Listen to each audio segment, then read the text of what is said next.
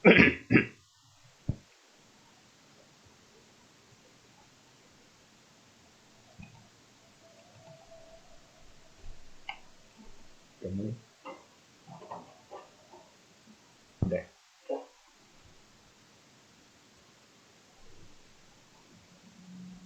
Oke. Suara tes masuk. Suara masuk.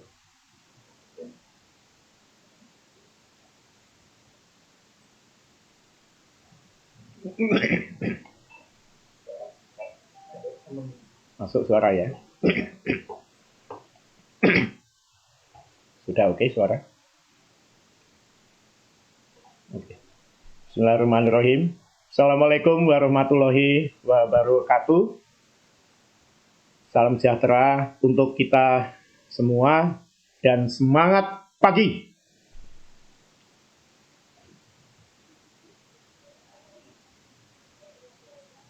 Alhamdulillah, siang ini kita bisa bersilaturahmi kembali, walaupun hanya via online ya, dengan semua teman-teman mitra NASA yang berbahagia. Nikmat nasi Padang di Rumah Makan Simpang Raya. Selamat datang semua mitra NASA. Ya. Semoga semua dalam kondisi yang sehat, lahir dan batin, dan tetap semangat untuk hari esok yang lebih baik. Beberapa waktu yang lalu saya dihubungi oleh Mbak Uswah ya, untuk diminta bagaimana untuk mengisi di grup ini. Dan waktu itu Mbak Uswah bilang, nanti Pak kalau jumlahnya sudah berapa gitu, saya agak lupa, pokoknya banyak ya, puluhan ribu atau berapa begitu. Ya saya sampaikan, nggak usah nunggu puluhan ribu atau banyak gitu kan. Selama saya bisa ikut sharing ya, insya Allah saya akan sharing apa yang saya ketahui begitu. Nah maka hari ini saya diminta untuk ikut sharing yang biasanya saya pernah juga ikut beberapa kali. Ini biasanya Pak Asanto Ali ya, Pak Ali ya, kader kita yang luar biasa yang mengisi ya. Di luar itu saya belum tahu ini yang mengisi siapa saja biasanya. Nah, setelah saya pikir-pikir begitu, kira-kira apa yang ingin saya sharingkan. Jadi bahasa saya sharing ya. Nah, artinya sharing itu yang pertama yaitu berdasarkan pengalaman dan pengamatan tentunya dari saya. Dan yang kedua, yang namanya sharing, ya silahkan, monggo. Itu nanti kalau cocok, kalau tepat, kalau oke, ya silahkan untuk diadopsi. Tetapi kalau misalkan belum, ya bukan menjadi sebuah keharusan, ya, atau menjadi sebuah kewajiban untuk menerimanya, begitu. Jadi bahasa saya adalah sharing, begitu. Nah, apa yang ingin saya sharingkan pada kesempatan kali ini, yang sebenarnya kalau materi yang saya sharingkan ini ideal itu ya kurang lebih 5 jam lah. Ya, paling tidak 4-5 jam lah, itu agak ideal ya. Walaupun kalau disampaikan 5 hari ya bisa saja begitu ya. Tetapi paling tidak 4-5 jam itu sudah bisa lebih lengkap. Tetapi karena keterbatasan waktu ya tidak menjadi masalah.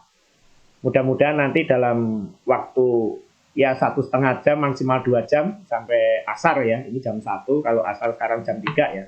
Kurang lebih hampir 2 jam lah, 1 jam 45 ya. Itu mudah-mudahan sudah selesai. Nah, maka untuk menyingkat waktu ingin saya sharingkan yang berkait dengan network marketing. Nah ini, network marketing. Ini saya mulai dari yang basic dulu. Network marketing, mungkin suatu ketika saya akan ikut sharing lagi di sini dengan materi yang lain juga gitu ya. Nah, tapi ini hari ini saya mulai dengan sharing terkait dengan network marketing. Nah, kenapa saya memilih tema ini? Karena terkadang di lapangan itu masih ada beberapa bukan kebingungan ya, tetapi ya ada juga yang bingung memang. Tapi ada beberapa yang saya harus melakukan apa dalam menjalankan bisnis network marketing ini. Saya lebih suka menggunakan istilah network marketing daripada MLM. Ya. Jadi kalau saya bilang network marketing, ini adalah MLM. Karena MLM itu adalah bagian dari network marketing. Nah, dan yang kedua, ini MLM ini juga kadang orang yang tidak paham suka menafsirkan hal-hal yang lain. Misalkan diasosiasikan money game dan seterusnya begitu. Dan pengertian network marketing ini lebih luas ya, lebih luas. Jadi di sini kalau saya sampaikan network marketing, ya ini dunia MLM. Jadi masih banyak yang saya harus melakukan apa dalam menjalankan network marketing ini.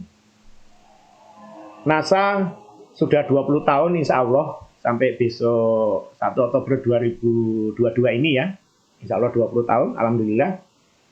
Tentu sudah banyak disampaikan oleh para upline, para leader semuanya yang luar biasa. Apalagi Pak Asanto Ali ya, ini suhu mengenai network marketing ya. Dan juga oleh para leader yang lain.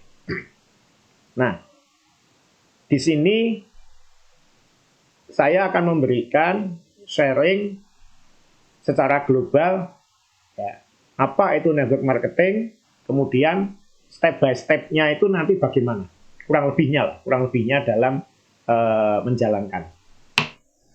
Nah, definisi network marketing sendiri ya ini kita semua sudah paham ya, yang intinya pemasaran dengan model rekrutmen ya, di mana mitra usaha ini akan mendapatkan penghasilan tidak hanya atas hasil penjualan produk ke konsumen secara langsung, tetapi juga atas komisi ya, penjualan mitra usaha lain yang direkrut atau istilahnya bonus lah.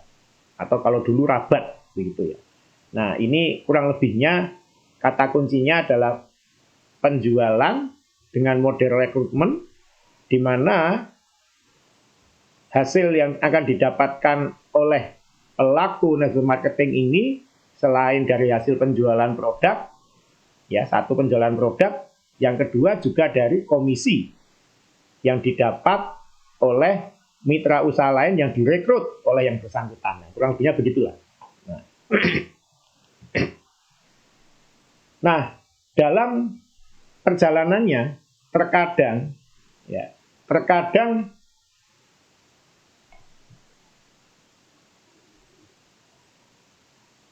orang melihat atau bahkan mempertentangkan, dan ini tidak hanya di PT NASA saja. Saya mengamati juga di beberapa perusahaan network marketing yang lain juga kurang lebih sama. Ini mempertentangkan ya atau bahkan mempolemikan antara selling dengan networking atau menjual dan mengembangkan jaringan. Nah, karena memang definisinya ini mendapatkan kompensasi atas penjualan, berarti kan selling. Tetapi juga dapat juga bonus dari hasil perekrutan mitra usaha yang lain yang direkrut, berarti pengembangan jaringan. Nah, jadi sumber penghasilan ini utamanya seorang mitra usaha ini adalah menjual, ya, berarti selling, kemudian dari mitra usaha yang direkrut, berarti network atau mengembangkan jaringan. Ini yang mitra usaha. Nanti yang menjadi stokis ya tentu ada tambahan lagi ya dari V-stokis. Di NASA ada stokis center, ada lagi tambahan ya. Tapi ini kita bicara mitra usaha atau distributor secara umum. Ini ada dua. Nah, maka terkadang ya mana yang harus didulukan atau bahkan kadang mana yang harus diprioritaskan. Bahkan kadang ada yang ekstrim. Wah, saya hanya mau selling saja atau saya hanya mau network saja. Nah, sekarang kita lihat. Network vs marketing. Network vs marketing. Network, pengusung Panji Network. Artinya ya yang paling penting itu adalah membangun jaringan. Network itu yang paling utama, paling penting. Yang lain termasuk jualan itu pelengkap saja. Bahkan pelengkap penderita. Kalau kalimat kan ada subjek, objek, ya, predikat, nah ini objek penderita. Jualan itu hanya pelengkap saja. Kemudian Anda ikut bisnis untuk marketing, ini adalah sebagai seorang perbisnis, bukan sebagai penjual. Pebisnis dan penjual itu beda. Orang berbisnis tentu pasti ada jualannya, tetapi orang jualan belum tentu berbisnis. Lah kenapa? Karena berbisnis itu adalah tentang membangun sistem, nggak hanya sekedar berjualan. Nah, ini. Untuk apa sistem itu dibangun? Ya, namanya bisnis kan Anda tidak hanya ingin sesaat, selamanya kalau bisa. Maka ini adalah untuk kestabilan pendapatan Anda jangka menengah dan panjang. Maka bangunlah sistem. Itulah namanya bisnis. Kalau hanya jualan, nah itu baru sekedar jualan, tapi belum bisa disebut bisnis. Nah. Sementara yang lain, marketing ini selling. Ya namanya bisnis ya harus jualan. Tidak ada bisnis yang tidak berjualan. Kalau nggak ada jualan, ya nggak ada bisnis. No selling, no business. Dari mana akan didapat keuntungan dengan cepat? Kalau tidak, lewat jualan. Ya kalau harus membangun jaringan dulu, ya lama dong waktunya. Nah, dan apapun kunci bisnis adalah di produk, bukan di jaringan. Karena itulah yang akan menghasilkan uang. Nah, ini beberapa yang mindset atau sudut pandang yang ekstrim ya. Ini dua sudut pandang yang ekstrim, yang tadi itu di network, ini di marketing. Nah, coba sekarang kita akan lihat apakah benar seperti itu. Seakan-akan selling ya, atau marketing dan mengembangkan jaringan atau network ini saling bertentangan. Ya, VS ini istilahnya. Nah, kita akan lihat. Network. Network ini adalah membangun jaringan. Di MLM adalah membangun jaringan. Merekrut, membangun, merekrut, membangun, merekrut, membina, dan seterusnya. Memprospek dulu, kemudian direkrut, kemudian dibina. Dan akhirnya terbentuklah jaringan. Ya, bisnis memang nggak hanya sekedar berjualan. Semua bisnis itu tentu harus berjualan, tetapi nggak hanya sekedar berjualan. Kalau Anda itu hanya fokus di jualan, ya itu Anda belum bisnis. Dan Anda akan rentan untuk jangka panjangnya. Nah, Anda mau memikirkan kepentingan jangka pendek atau jangka panjang?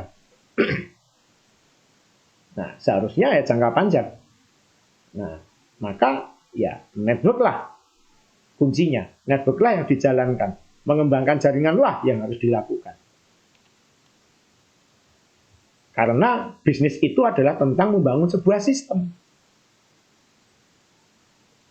Kalau jualan, ya belum tentu atau bahkan tidak membangun sistem. Maka sifatnya hanya sesaat. Tetapi kalau membangun sebuah sistem, nah ini untuk kepentingan jangka panjang.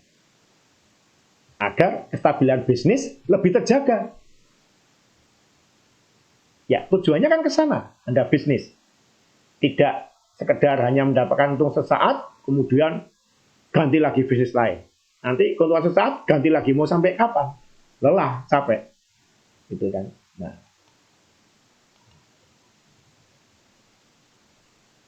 Jika sistem itu sudah terbangun, sudah terbentuk dengan mengembangkan jaringan, maka beberapa hal yang mungkin akan terjadi dalam perjalanan suatu usaha ini bisa diantisipasi. Misal, kondisi force majeure. ya sedang sakit, ya tidak ada kan orang Superman nggak pernah sakit. Berhalangan sementara, ya misalkan ada acara keluarga yang nggak bisa ditinggal dan seterusnya. Atau maaf, berhalangan tetap meninggal. Ya, sistem ini kalau terbangun, maka bisnisnya akan tetap jalan. Tetapi kalau berjualan, ketika sakit, berhalangan sementara, bahkan tetap ya selesai. Kalau yang berjualan. Tetapi, ya kalau ada sistemnya, kemudian jaringannya terbentuk, ya. Nah, ini tetap akan bisa mendapatkan keuntungan bisnis. Dan di PT NASA sendiri, ini sudah banyak buktinya. Ya, beberapa sakit yang cukup parah, misal stroke ya, sehingga nggak bisa aktif lagi, ya diteruskan oleh istrinya, oleh anaknya, tidak mulai dari nol. Bahkan beberapa meninggal, ya diteruskan oleh suaminya atau istrinya atau anaknya, tidak mulai dari nol, karena sistemnya sudah terbangun. Gitu. Kemudian hal yang lain, ya, membangun network ini untuk membantu bagaimana penetrasi pasar itu tidak sendirian. Karena bagaimanapun juga, ya, kemampuan penetrasi pasar sendirian itu cepat atau lambat juga memenuhi keterbatasan oleh beberapa hal, oleh waktu, oleh tenaga, oleh kemampuan, dan juga mungkin oleh persaingan-persaingan di luar. Nah, ini akan mengalami keterbatasan. Nah, tetapi dengan membangun network, nah ini bisa untuk diatasi. Atau mungkin rasa malas tiba. Yang namanya orang ya malas itu manusiawi. Ya ketika malas ya sudah, sementara agak vakum dari bisnis sementara saja, jangan selamanya. Kalau malasnya tetap ya itu sudah wassalam. Ini bisnis akan terhenti kalau itu hanya sekedar jualan kan. Ya malas tidak jualan ya nggak ada income.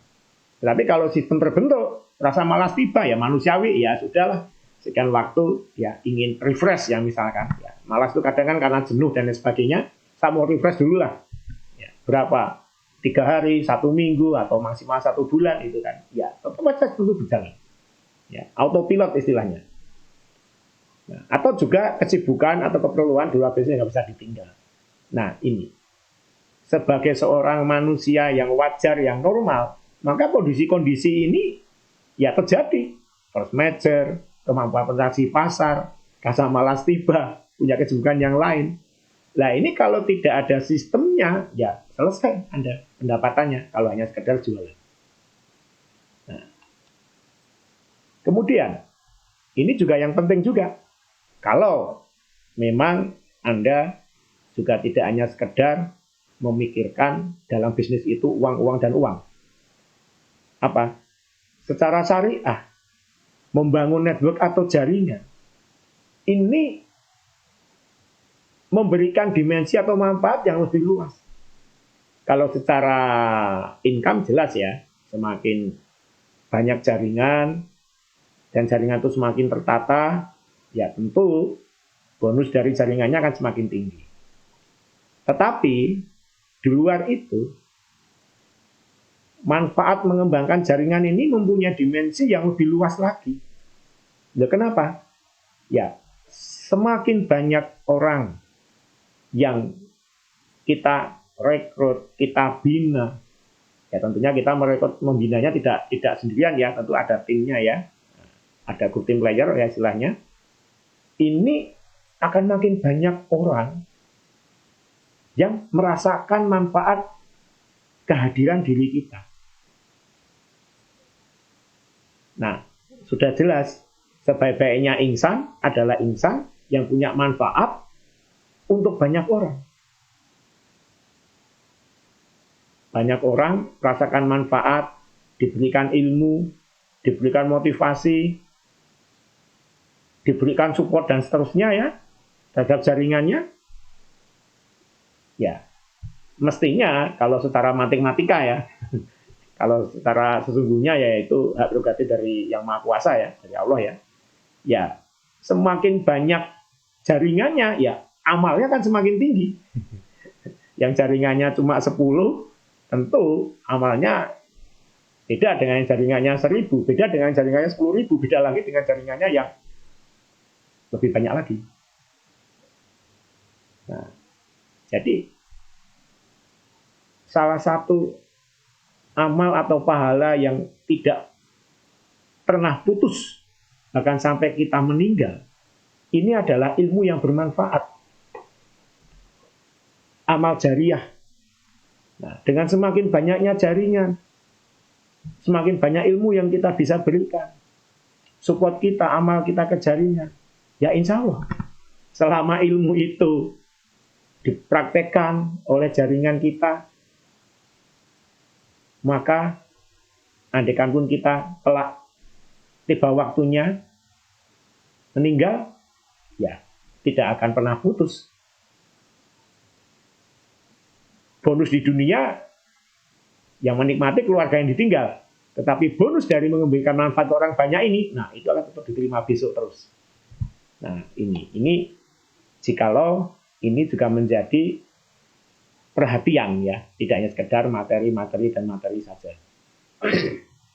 Ini yang network. Nah, bagaimana yang selling ya, atau marketing? Selling tentu suatu hal yang logik ya, suatu hal yang wajar saja bahwa selling ini ya hal yang cepat untuk mendapatkan pendapatan jangka pendek. Ya sudah, cari prospek orang. Ya kalau dia memang sebagai konsumen ya konsumen, kalau sebagai network ya network direkrut. Nah sebagai konsumen ya sudah jual. Ya, kita tahu ya tentu ada keuntungan selisih HK dan HD ya. Maka pendapatan jangka pendek ini bisa lebih cepat didapat. Nah, sehingga apa kalau cepat didapat? Kepuasan dan kepercayaan diri dalam menjalankan bisnis itu terjaga. Logiknya orang kalau ini mindset orang secara umum saja ya, saya nggak mengatakan yang sudah luas pandangannya, yang sudah bisa berpikir jauh ya. Secara umum, orang dalam menjalankan apapun bisnis, kalau dalam jangka relatif cepat dia bisa dapat income, maka tentu itu akan sebanding atau linier dengan tingkat kepuasan dirinya. Yang penting lagi, tidak hanya sekedar kepuasan dan kepercayaan diri ya gitu. Nah, ini. Dan penghasilan yang dihasilkan dari selling ini dalam jangka pendek ini juga ya tentu penghasilan tidak akan dipakai seluruhnya untuk satu hal saja ya, tentu akan dibagi-bagi ya, mungkin untuk memenuhi kebutuhan hidupnya, mungkin ya untuk meningkatkan kapasitas dirinya, mungkin sebagian di saving, sebagian lagi ya digulirkan kembali ya untuk ke bisnis. Nah ini saya sedang membuat sebuah materi yang intinya manajemen cash flow, karena saya melihat secara khusus di NASA ini ya, secara umum di luar sana juga hampir sama ya.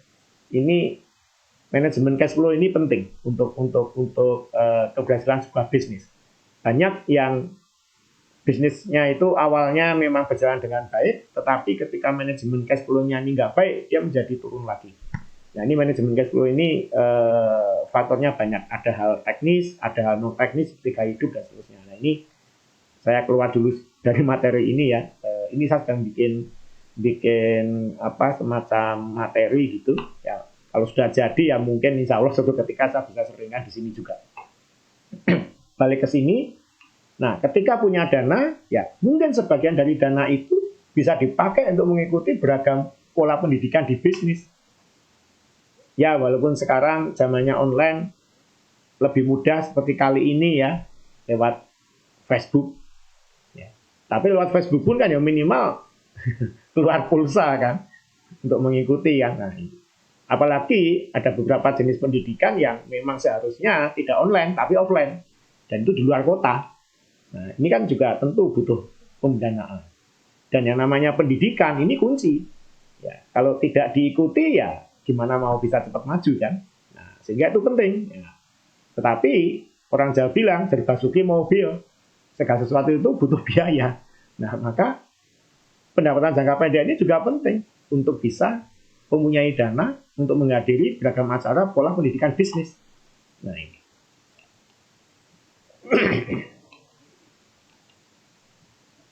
Nah, dengan pendapatan yang bisa didapatkan relatif lebih cepat dengan selling, itu akan membentuk profil diri sebagai seorang pebisnis. Ya, dia akan lebih mudah lagi dalam mengajak orang untuk bergabung di jaringannya. Dia punya teman, punya tetangga atau saudara, ayo ikut NASA. Nah, kenapa aku harus ikut NASA? Oh, ini bisnis yang luar biasa. Dalam waktu setahun saja, ini setiap bulan aku sudah, alhamdulillah nih, aku sudah bisa dapat sekian. Hanya dalam kurun waktu 1 tahun saja. Dan itu pun saya ini hanya part time, tidak full time, apalagi kalau full time. Nah, profil dirinya terbentuk dan dia lebih pede lagi dalam mengajak orang untuk bergabung.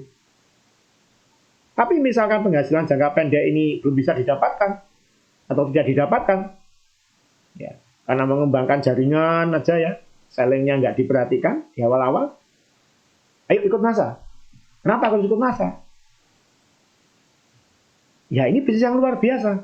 Nah bicaranya nanti jangka menengah, jangka panjang ya. Nah sekarang apa yang kamu dapat? Ya, memang saya belum dapat apa-apa ini ya. Sebulan saya hanya baru dapat bonus. Taruhlah 200.000, 300.000 misalkan. Ya orang berpikir gitu kan. Lo ngapain aku harus ikut? Kebutuhan uang itu sekarang, bukan nanti jangka menengah panjang. Dia nggak mau gabung akhirnya. Nah, ini. Ya banyak juga orang yang awalnya berpikiran jangka pendek, walaupun nanti setelah bergabung, ya dia baru menyadari bahwa oh iya jangka menengah panjang itu penting, gitu kan. Tapi daya tarik jangka pendek ini juga nggak kalah penting, apalagi orang yang membutuhkan penghasilan dalam jangka yang cepat.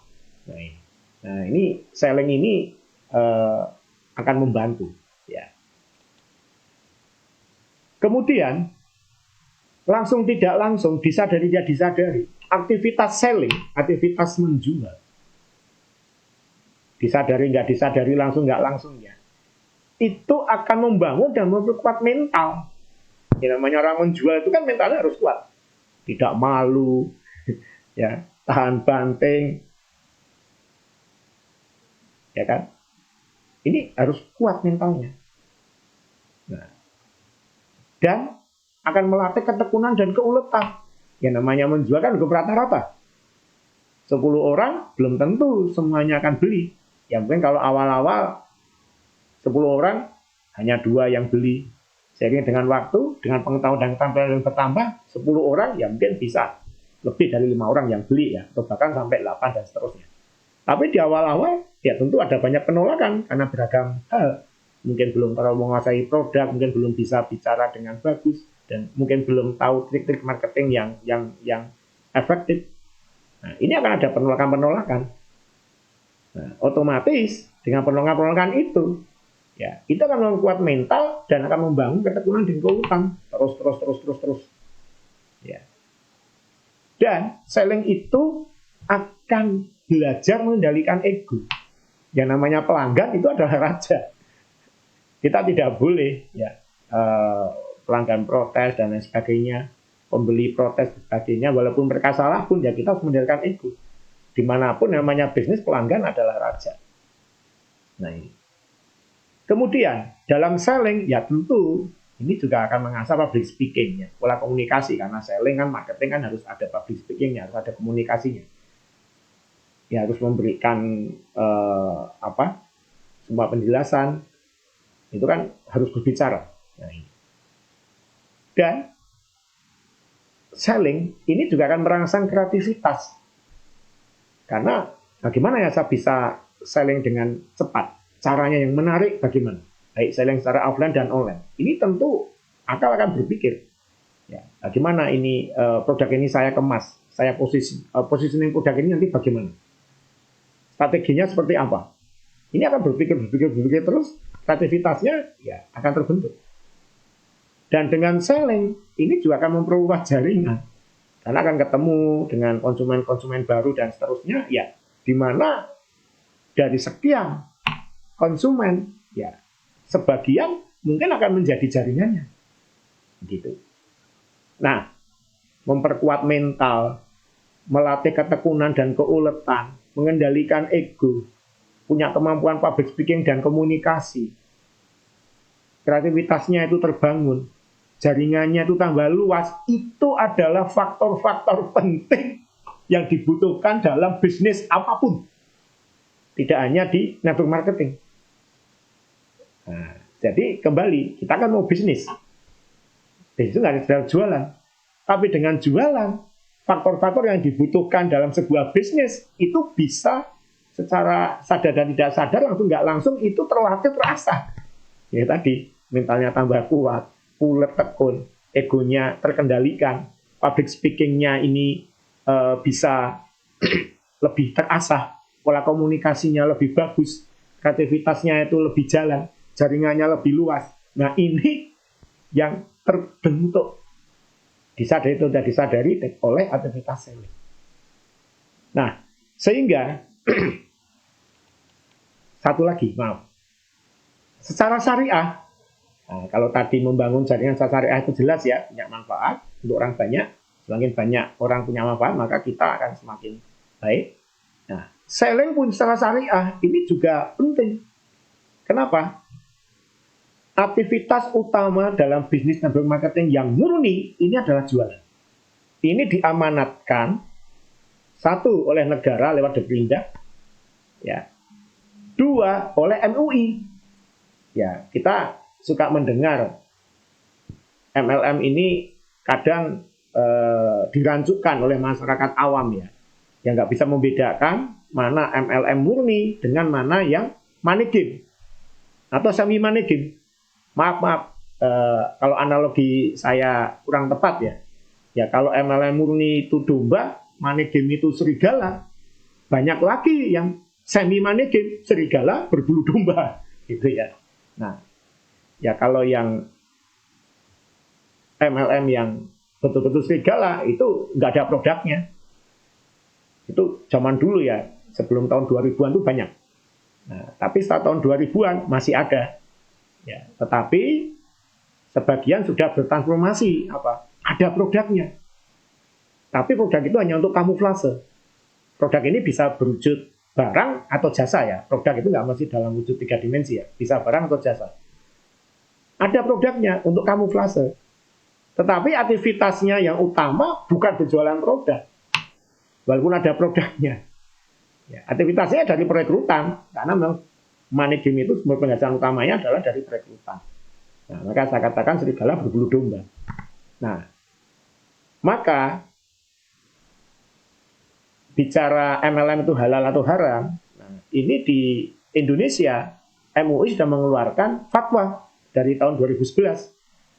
Di mana di situ MLM yang benar itu harus memenuhi 13 kriteria. Di antaranya adalah aktivitas utamanya harus berjualan. Nah ini. Jadi kalau ingin kegiatan itu sesuai dengan syariah atau dikategorikan MLM yang halal, ya kegiatan utamanya ya berjualan. Nah, lalu bagaimana dong? Ada pertanyaan ya. Dengan pengembangan jaringannya, tidak masalah. Kan tadi network marketing ini kan juga kepentingan, network ini kan kepentingan jangka panjang ya. Ketika kita merekrut, nah ini sharing saya ke semua teman-teman ya, agar aktivitas kita di MLM ini syariah itu masuk halal ya. Ketika kita merekrut, niatkan, ini ya, awalu biniat ya, niatkan bahwa saya tetap mau berjualan, tapi secara berjamaah. Maka saya mencari downline, saya mencari jaringan, dan saya membina jaringan. Nah, itu insya Allah sudah berjualan juga. Ya, tapi secara berjamaah. Dan memang produk yang dijual kan, produk yang benar kan. Nah, ini, jadi kita tidak masuk ke money game. Nah, jadi ketika kita berjualan sendiri, secara langsung ke konsumen, jelas ya, itu berjualan. Tapi ketika kita itu membangun jaringan, niatkan bahwa saya tuh akan berjualan, tetap berjualan ini. Karena ini atas utama yang menghasilkan uang itu ya jualan. Tetapi secara berjamaah, maka saya cari downline, saya cari jaringan. Sama kan dengan konvensional, ada agen nasional, dia ingin berjualan jamaah, dia cari agen provinsi. Agen provinsi ya ingin berjualan lebih luas lagi, ya cari agen kabupaten dan seterusnya. Kan mereka berjualan secara jamaah, sama saja. Nah ini. Jadi berjualan ini adalah kartu pas ya atau keywordnya agar praktek network marketing itu halal. Nah, setidaknya di Indonesia seperti itu. Nah, maka dengan kita mencermati network marketing tadi, pentingnya membangun jaringan, pentingnya penjualan, saya rasa kita semua paham bahwa dua-duanya, baik network mengembangkan jaringan maupun marketing itu selling, ya, ini sama-sama pentingnya, sama-sama diperlukan oleh semua mitra usaha dan memang harus dijalankan. Bukan sesuatu yang dipertentangkan. Bukan sesuatu yang satu lebih penting daripada yang lain. Ya. Semuanya saling melengkapi. Kalau saya analogikan antara network dan marketing, mengembangkan jaringan dan berjualan, ini adalah dua sisi sebuah mata uang. Ya. Nah, mata uang itu kan ada dua sisi kan. Nah, ini misal, nah ini ada dua sisi kan, sisi yang satu, kemudian sisi yang satu, kemudian sisi yang lain. Dia baru bisa disebut mata uang yang dipakai sah untuk jual beli jika ada dua sisi ini. Kalau hanya ada satu sisi, ya orang tidak akan mau terima ketika beli sesuatu. Lah ini uangnya uang palsu, ini hanya ada satu gambarnya. Nah, sama antara aktivitas mengembangkan jaringan dan berjualan, ini ibaratnya adalah satu mata uang yang saling melengkapi sehingga mata uang itu laku atau bisnis ini bisa berjalan dengan baik. Ya. Tadi kita sudah lihat penting-pentingnya, poin-poinnya, bagaimana mengembangkan jaringan, poin-poinnya, dan bagaimana selling. Maka sudah benar namanya adalah network marketing. Tidak ada kata or atau di tengah. Network mengembangkan jaringan atau marketing berjualan, nggak ada. Ya kan? Ini apa namanya? Satu kesatuan suku kata, network marketing. Atau tadi MLM, ya. MLM kalau dulu kan orang suka bukan memplesetkan ya, dipaskan gitu ya. MLM ini kan mulut lewat mulut. Apalagi dulu belum zaman online ya. Ya, mulut lewat mulut. Ya, kamu punya teman nggak? Ya, punya, itu kan. Ya, di prospek. Berjualan juga lewat banyak orang, mulut lewat mulut. Kemudian ada lagi MLM, malam lewat malam. Nah, kenapa? Ya karena biasanya pertemuannya malam hari. Karena yang pada gabung di sebuah perusahaan MLM ini banyak juga yang masih bekerja pada siang hari, maka bisa ikut pertemuan kan malam gitu kan. Nah, maka malam lewat malam gitu kan. Tapi satu lagi, ya ini saya tambah, MLM ini adalah menjual, selling, marketing, lanjutkan mengembangkan jaringan. Jadi menjual atau selling atau marketing, M, lanjutkan, L, mengembangkan jaringan. Ya, MLM. Nah ini, jadi sudah jelas ya. Saya berharap sudah tidak ada lagi sebuah polemik gitu kan, mana yang lebih penting, mana yang lebih pokok dan lain sebagainya ya. Semuanya tetap dibutuhkan, baik marketing atau selling maupun mengembangkan jaringan. Semua punya sisi-sisi yang saling melengkapi. Ibarat mata uang tadi saling melengkapi. Semua punya sisi-sisi yang saling mendukung satu dengan yang lain. Nah ini. Nah, hanya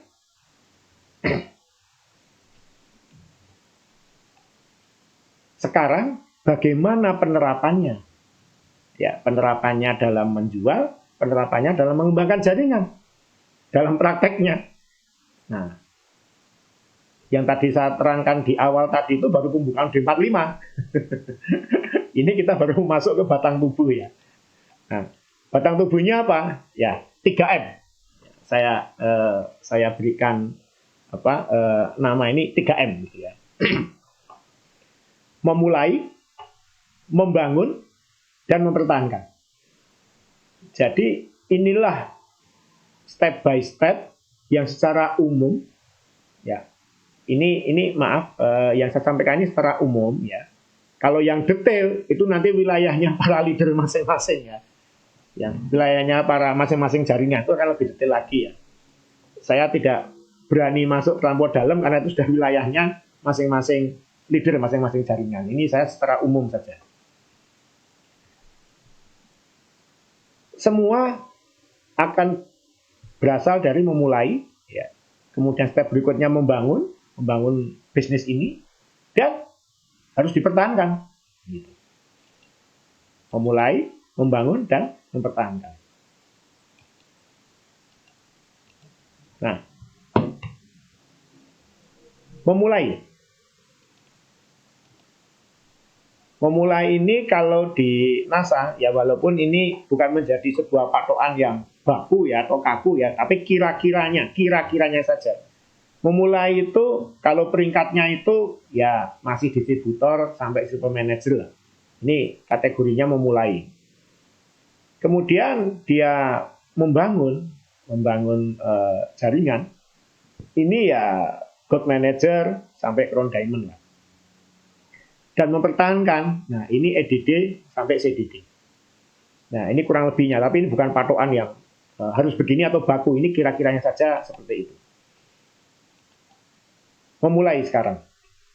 Memulai ini apa yang harus dilakukan? Nah, 3M juga. Hari ini kita 3M ya. 3M. Garis besar adalah mempelajari produk, knowledge produk. Ya kenapa? Ya orang tentu akan menjual harus paham dulu produknya dong. Itu. Kemudian mempelajari sistem network bisnis, ya karena akan bergabung dalam sebuah bisnis. Jadi ini bisnis apa? Itu harus paham secara garis besarnya terlebih dahulu. Maka sistem network ini harus dipelajari. Ini bukan sistem bisnis konvensional kan. Nah, sehingga kalau konvensional mungkin orang sudah banyak paham kan. Oh iya, konvensional seperti itulah. Nah, tetapi ini adalah bisnis jaringan. Nah, ini harus dipelajari di awal secara teorinya terlebih dahulu ya. Nah, ini harus dipahami dulu. Dan tentu dibutuhkan juga ya memotivasi diri. Karena ini langkah awal ini ya orang harus punya motivasi yang tidak hanya kuat, tapi betul-betul mendasar. Mulai membangun impian di sini. Impian terus mulai dimunculkan di sini untuk bisa memotivasi diri. Nah, product knowledge misalkan, ini saya hanya secara global saja ya. Ini penting apa aspek manfaat produk. Nah, kalau manfaat ini sharing saja di sini ya. Yang disampaikan itu jangan hanya manfaat, tetapi juga manfaatnya manfaat. Atau mungkin lebih jauh lagi manfaatnya lagi. Kan seperti itu misalkan. Nah, misalkan di proenzim. Ini produk kandungannya lengkap. Enzimnya jenisnya ini misalkan. Itu baru manfaatnya saja. Tapi manfaat-manfaatnya apa? Manfaat dari manfaat. Nah, dengan kandungan yang lengkap ini, maka akan membantu taraf kesehatan Anda, misalkan begitu ya. Atau kalau yang sakit, ini akan membantu menyembuhkan. Ini manfaat-manfaat. Tapi ini bisa di-breakdown lagi, manfaatnya lagi. Ya, kalau kesehatan itu terjaga, maka aktivitas keseharian kita tidak akan terganggu. Sehingga ya bekerja bisa lebih optimal. Kita bisa lebih produktif. Dan akan bisa lebih bahagia. Nah, jadi preventif dengan menggunakan deproenzim ini penting, gitu kan? Karena akan bisa membuat kita bahagia. Nah, ini manfaatnya lagi. Yang menangkap di benak konsumen bukan lagi ini produk deproenzim, Ya, kandungannya apa, gunanya untuk apa, tetapi apa? Yang kayak tadi, hidup bahagia. Ya karena produktif, bisa menghasilkan dan tidak sakit. Nah, ini yang akan menancap. Dan juga mungkin yang sakit ya. Nah, kalau ini bisa membantu penyembuhan, Anda bisa produktif lagi, keluarga bisa senang, semuanya bisa happy. Yang akan menancap di benak si konsumen itu adalah yang dekat dengan kesehariannya apa ya, bahagia tadi. Bisa dia bisa produktif lagi, bisa beraktivitas seperti sedia kala lagi. Nah ini manfaat-manfaat dan manfaatnya. Contoh yang lain misalkan pupuk NASA. Ini pupuk kandungannya lengkap, bla bla bla bla bla, ada enzim, ada hormon, ada unsur mikro dan seterusnya, ada asam humat dan seterusnya. Ya itu baru manfaat. Baru kandungannya saja. Manfaatnya nanti apa? Ini bisa menaikkan produksi. Oke, ini manfaat dari manfaat. Tapi ini bisa di breakdown lagi. Ya, kalau produksinya Bapak naik, panen Bapak berhasil, maka pendapatan Bapak itu akan bertambah. Nah, ini baru manfaatnya level 3, tapi bisa di breakdown level 4. Kalau penghasilan Bapak bertambah, Pak, nanti dalam kurun waktu 3-5 kali panen, Bapak bisa ganti motor yang baru, atau bahkan bisa beli mobil. Nah, yang menancap di benak si konsumen, ini bukan ini pupuk kandungannya lengkap dan seterusnya, atau menaikkan hasil panen, tapi apa? Ya, ganti motor baru, atau bisa beli mobil. Itu lebih dekat dengan keseharian dia. Itu yang lebih lekat ada di benaknya. Nah, hal-hal seperti ini juga perlu dipelajari dan seterusnya. Mungkin suatu ketika juga saya bisa sharing di sini untuk basic seller ya. Saya ada materi basic seller ya, bagaimana pola-pola dasar dalam kita menjual gitu ya. Nah, balik ke sini, ini aspek manfaat digali tidak hanya kandungannya apa atau cara pakainya apa, tetapi manfaatnya lagi.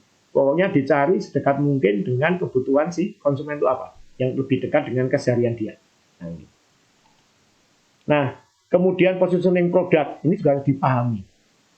Suatu produk ini tentu semua punya positioning. Ada contoh bagus dalam dunia marketing minuman energi ya.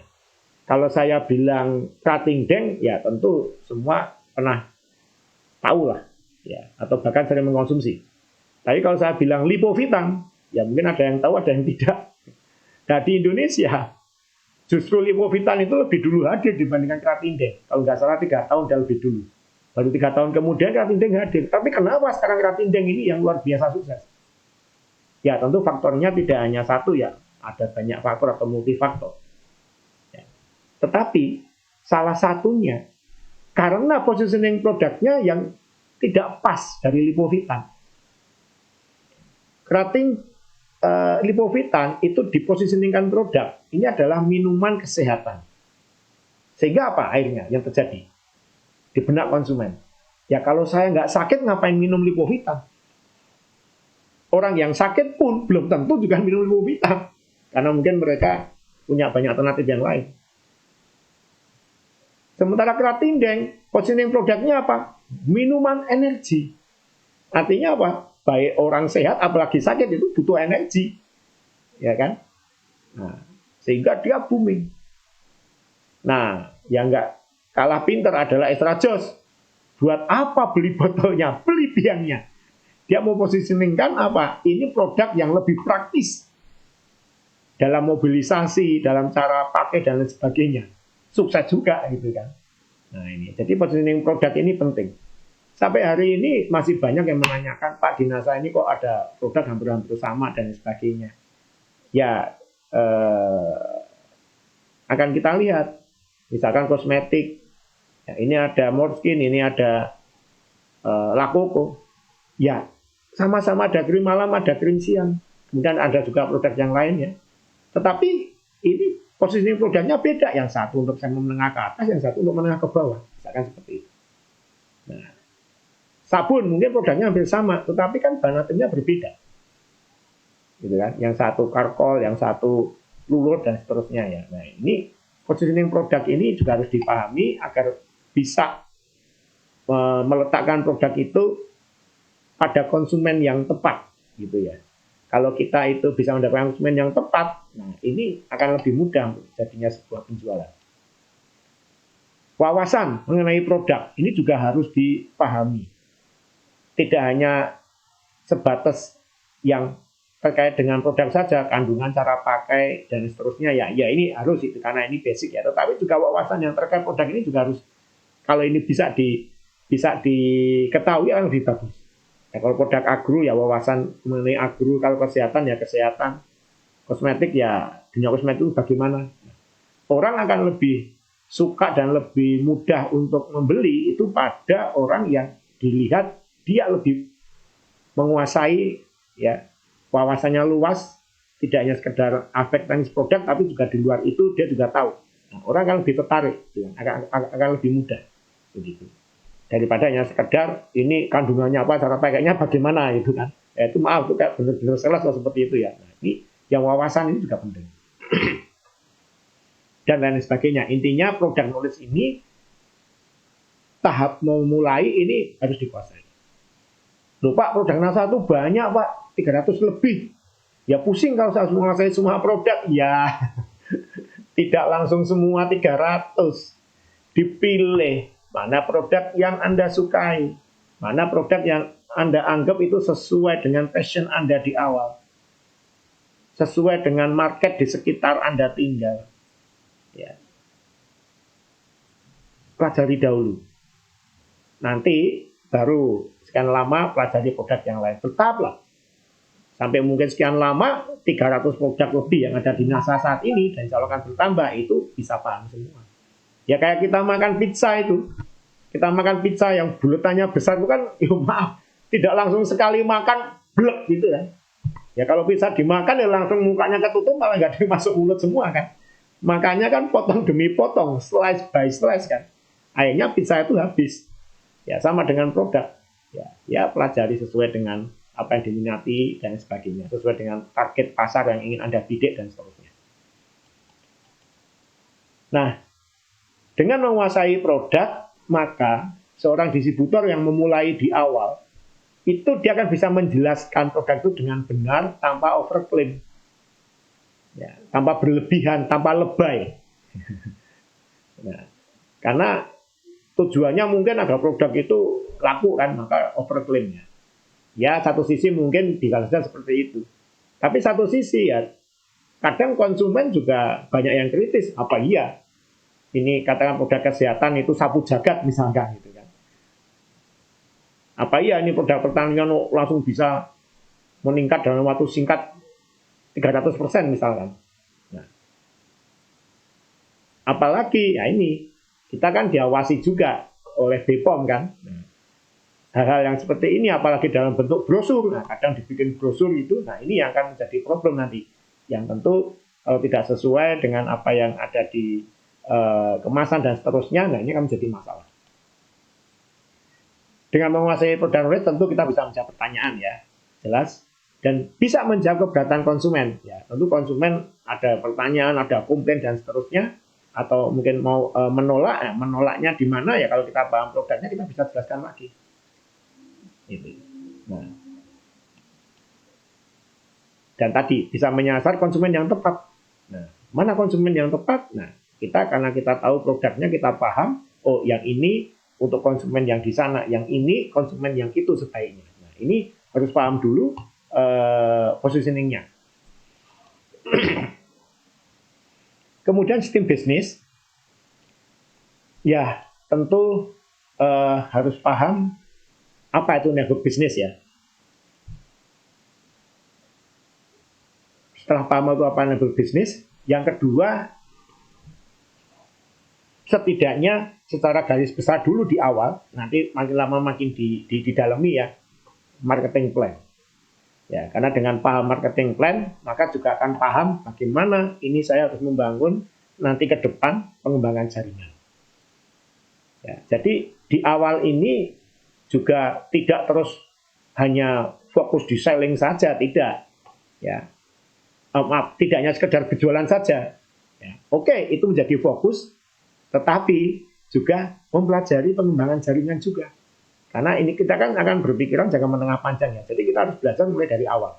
Hanya memang aktivitasnya memang kita di selling gitu ya. Nah, harus paham juga bagaimana MLM vs money game. Nah, ini ya kalau dari dulu sampai sekarang ini memang banyak orang yang belum paham ya apa itu beda MLM dan money game dan seterusnya. Nah, sehingga ya ini harus dipahami. Nah, dan di PT NASA kita sudah menyusun sebuah buku ya yang dulu sempat kita bagikan. Nah, kalau masih nanti ingin mengendaki, kantor juga masih melayani, yang kita beri judul agar tidak gagal paham mengenai MLM ya. Nah, di situ sudah dijelaskan dengan detail, dengan rinci saya rasa ya apa itu bedanya MLM dengan money game. Nah, kemudian bagaimana tahapan menjual, tahapan membangun jaringan, marketing plan tadi ya. Nah, kemudian mengetahui juga macam-macam pertemuan itu isinya apa. Ya, misalkan home sharing itu apa, KDI itu apa, leaders cup itu apa, seminar menembus batas itu apa, dan seterusnya lah. Ya, ada banyak pertemuan yang diselenggarakan baik oleh leadernya masing-masing atau oleh organisasi support system. Nah, organisasi support system itu di NASA ini ada banyak. Yang awal itu adalah Diamond Network, tapi setelah itu juga banyak juga jaringan-jaringan yang membuat organisasi support sendiri, silakan. Ya, dan juga yang disediakan oleh perusahaan. Nah, ini ada banyak jenis pertemuan. Nah, ini dipahami dulu apa isinya apa dan seterusnya. Nah, kemudian urutannya harus bagaimana dan apa manfaat mengikuti masing-masing pertemuan itu. Nah, ini dipahami dulu di awal. Urutan ini juga penting. Ya, ibarat orang sekolah kan urutannya ya dari pendidikan dasar dulu kan, TK, SD, SMP, TK, SD, ya kemudian pendidikan menengah, SMP, SMA, baru pendidikan tinggi kan kuliah. Nah, sama. Ya, jangan ikut bisnis NASA, network marketing ya, misalkan langsung ikut SMB gitu ya, punya motivasi yang dahsyat tapi tidak tahu apa yang akan dilakukan.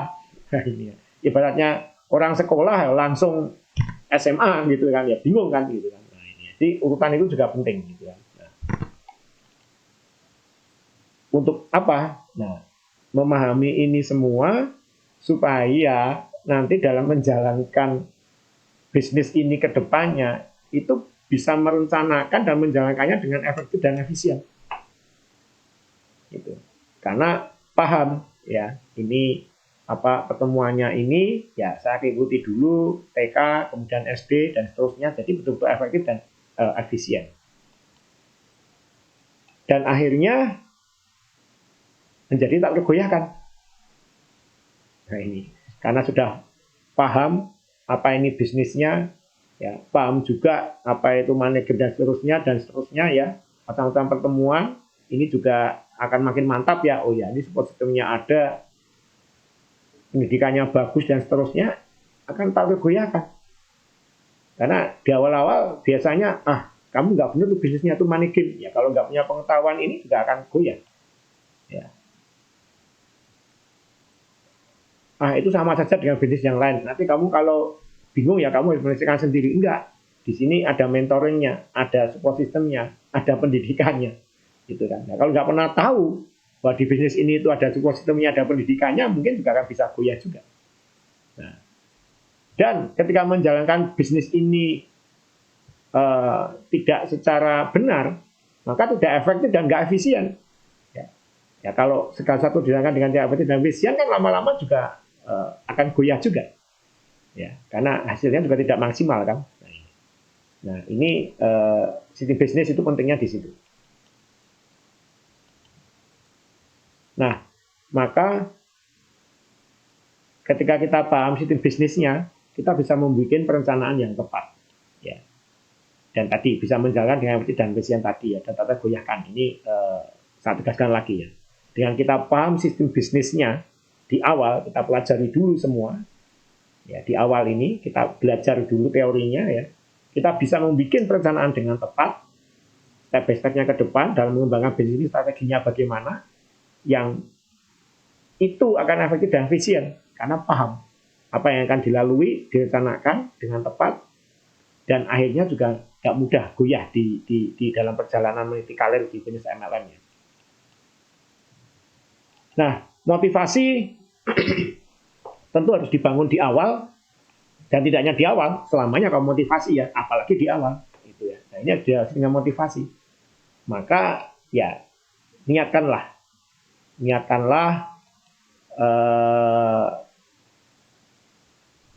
dengan sesuatu yang baik dan benar. Ya, niat itu beda dengan tujuan. Kalau niat itu hanya satu dan hanya boleh satu, kalau tujuan itu baiknya semakin banyak makin bagus karena makin termotivasi ya. Nah, niat itu ya ibadah. Mungkin kalau bagi yang muslim ya lillahi ta'ala. Nah, jadi selesai sudah. Kalau segala sesuatu dijadikan ibadah, ya tentu kita ingin mencari tidak hanya sekedar uang kan. Kita ingin mencari kebaikan, ingin mencari poin amal dan seterusnya.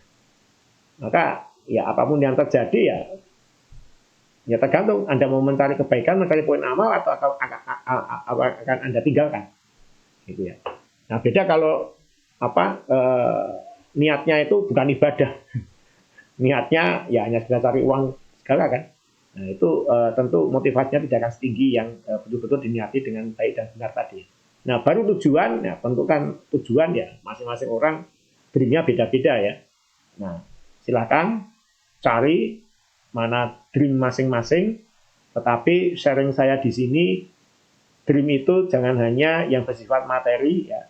Dream yang bersifat materi itu memang harus, dan itu manusiawi. Tetapi saya rasa tanpa dicari itu pun akan muncul dengan sendirinya kalau dream yang sifatnya materi ya. Tapi carilah juga dream yang sifatnya non materi. Ternyata tujuan non materi ini juga memberikan semangat yang juga tinggi. Ya, nah saya ini punya mitra binaan namanya Mbah Mangku. Ya, dia punya sepetak sawah di tengah kota. Dia tidak mau menjual sawah itu, walaupun dia harus mengerjakannya dengan susah payah. Karena beliau sudah tua, cari tenaga kerja juga susah kan. Susah payah dia mengerjakan sawah itu. Kemudian juga tiap tahun harus memikirkan bayar pajak karena sawahnya di tengah kota. Mahal pajaknya, disamakan dengan perumahan mewah yang ada di sekitarnya.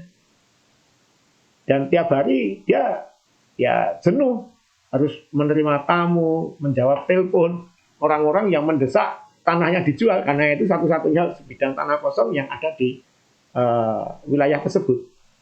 Tetapi Mbah Mangku tidak mengindahkan itu semua. Dia tetap mengerjakannya sebagai sawah. Kenapa? Karena dia punya impian non materi. Dia punya sebuah idealisme yang menghasilkan prinsip dan sikap dalam tindakannya apa. Ya, dia bilang ke saya, "Nak, kalau semua petani menjual sawahnya, siapa yang akan ngasih makan orang Indonesia?" Ya, itu beliau jawab ketika saya tuh menyarankan, "Mbah, sawahnya jual saja, Mbah. Ini loh, uang Mbah itu dapatnya banyak ini. Saya hitungkan nih Mbah ya, dengan uang yang dihasilkan dari jual sawah ini, Mbah investasikan. Hasilnya itu setidaknya 5 kali lipat, Mbah. 5 kali lipat dibandingkan Mbah susah payah ngerjain sawah. Mbah tinggal tidur saja, pasif income, sudah tidak usah memikirkan bayar PBB karena sawahnya sudah dijual, nggak usah susah-susah menerima tamu karena sawahnya sudah dijual. Dan Mbah sudah sepuh, udah nggak ada tanggungan kan, sudah tinggal menikmati hari tua saja." Tapi itu ditolak. Kenapa? Ya tadi itu, siapa yang akan memberikan makan orang Indonesia kalau semua petani itu menjual sawahnya? Nah, saya tidak mau kalah. Kalau gitu gini aja Mbah, sawahnya dijual, uangnya bagi dua. Sebagian diinvestasikan, sebagian beliin sawah baru, tapi di pinggir kota. Mbah punya passive income, tak hitungkan minimal hasilnya 2-3 kali, tapi Mbah tetap bisa berkarya untuk bangsa, memberikan makan orang Indonesia, sesuai ketentuan Mbah sebagai petani. Itu pun ditolak. Iya, usulan ini lebih masuk akal. Tetapi, ya, kalau semua tanah kosong di kota dijual, kemana air hujan akan meresap, maka banjirnya akan terjadi di kota. Luar biasa. Ya. Apakah yang pertama tadi Mbak Mangku mencermai saya ketahanan pangan, siapa yang memberikan makan orang Indonesia. Yang kedua Mbak Mangku mencermai saya lingkungan hidup. Ya, kota kan banjir kalau semua sawah itu jadi bangunan. Kalau saya yakin kalau sawah ini saya jual, yang beli pasti akan diberikan bangunan, entah perumahan, entah toko atau apa. Ya kan? Memberikan makan orang Indonesia, menghindari kota nggak banjir itu bukan uang. Itu adalah non materi. Tetapi itu Mbak Mangku lebih memilih itu. Walaupun tiap hari dia harus berpeluh keringat, berhujan-hujan, berpanas-panas. Ya kan? Tiap tahun ya pusing juga memikirkan dari PBB. Ya pusing mahal, dan yang ditanami padi lah. Coba kalau boleh tanami ganja, murah itu kan. Dan dia harus menerima tamu, maklar tanah, developer dan seterusnya. Ya kan? Itu diabaikan. Nah, jadi tujuan ini suatu hal yang penting dan akan lebih bagus, tidak hanya materi tapi juga non materi seperti yang Mbak Mangku tadi. Saya rasa kalau seorang insan itu sudah bisa menemukan tujuan non materinya atau IPS-nya, idealisme prinsip sikapnya, andaikan pun dia itu tidak pernah ikut seminar-seminar yang bisa menginspirasi dan memotivasi, andaikan pun dia itu tidak sempat baca-baca buku yang bisa menginspirasi dan memotivasi, andaikan pun dia nggak pernah ketemu orang secara langsung yang bisa memotivasi dan menginspirasi, tapi kalau seorang insan itu sudah menemukan tujuannya, tidak hanya materi, tapi juga tadi non materi atau IPS tadi, saya rasa, ya, tanpa itu semua, dia akan tetap tegar, bagaikan batu karang yang tidak lekang, tidak lapuk, tidak hancur diterjang ombak sebesar apapun dalam memperjuangkan apa yang ingin diraihnya. Nah ini, maka tujuan ini carilah, ya materi oke, tapi biasanya itu sudah otomatis, tapi non materi atau IPS tadi, sebuah idealisme yang menghasilkan prinsip dan menghasilkan sikap tindakan. Nah ini. Nah, dengan demikian maka akan muncul komitmen, ya kan? Nah, komitmen ini untuk apa? Untuk konsisten. Jadi konsisten ini adalah hal yang sangat penting untuk kesuksesan apapun. Banyak orang sukses di bidangnya masing-masing itu bukan orang yang paling pandai, bukan orang yang paling cerdas, bukan orang yang paling bekerja keras, tetapi adalah orang yang konsisten, orang yang paling konsisten. Nah, konsisten ini adalah selambu tipis yang memisahkan antara orang yang sudah berhasil dengan yang belum berhasil. Dan kuncinya memang di konsisten. Olahraga yang baik bukan yang tanggal 1 3 jam, tanggal 5 berikutnya libur, tanggal 5 baru olahraga lagi, tanggal 6 libur, tanggal 10 baru olahraga, ini enggak. Walaupun 30 menit, tapi tiap hari. Minimal seminggu 3-4 kali konsisten. Amal yang baik bukan berarti yang besar, kemudian nggak pernah beramal lagi. Ya, itu lebih baik daripada nggak pernah beramal ya. Tapi walaupun kecil, ya konsisten. Jadi konsisten ini kunci ya apapun keberhasilan, termasuk di bisnis networking ini. Nah, jadi sekali lagi banyak terjadi orang-orang yang berhasil itu bukan orang yang paling pandai, orang yang paling cerdas, atau orang yang paling bekerja keras, tapi orang yang konsisten. Nah, setelah itu baru action. Nah, action ini seorang distributor awal ini memang harus punya kemampuan untuk prospecting. Ya, kemampuan memprospek ini ya mengidentifikasi orang, siapapun itu, saudara, teman, atau orang baru, atau orang yang nggak pernah dikenal, ketemu di tempat umum, dan seterusnya ya. Ini harus punya kemampuan untuk memprospek. Nah, ketika sudah action, nah ini akan dilihat. Memang di awal-awal fokus seorang mitra usaha yang baru gabung di awal ini memang fokusnya adalah selling ya. Fokusnya adalah menjual. Tapi jangan ditutup ya, dia harus beli. Kalau artinya gini, dia harus selamanya akan menjadi seorang konsumen. Kalau misalkan dilihat kok ternyata dia itu ada ketertarikan, bahkan antusias, atau dia punya potensi untuk direkrut menjadi seorang pebisnis, jaringan atau networker, ya rekrutmen menjadi dominan kita. Ya, jadi prospek ini akan berujung dua kan. Oh ya, ini dia saya jadikan konsumen, ini bisa saya rekrut. Tetapi mindsetnya seorang distributor di awal ini memang menjual dulu. Nah, bukan berarti yang akan direkrut menjadi jaringan itu ditutup mati. Ya.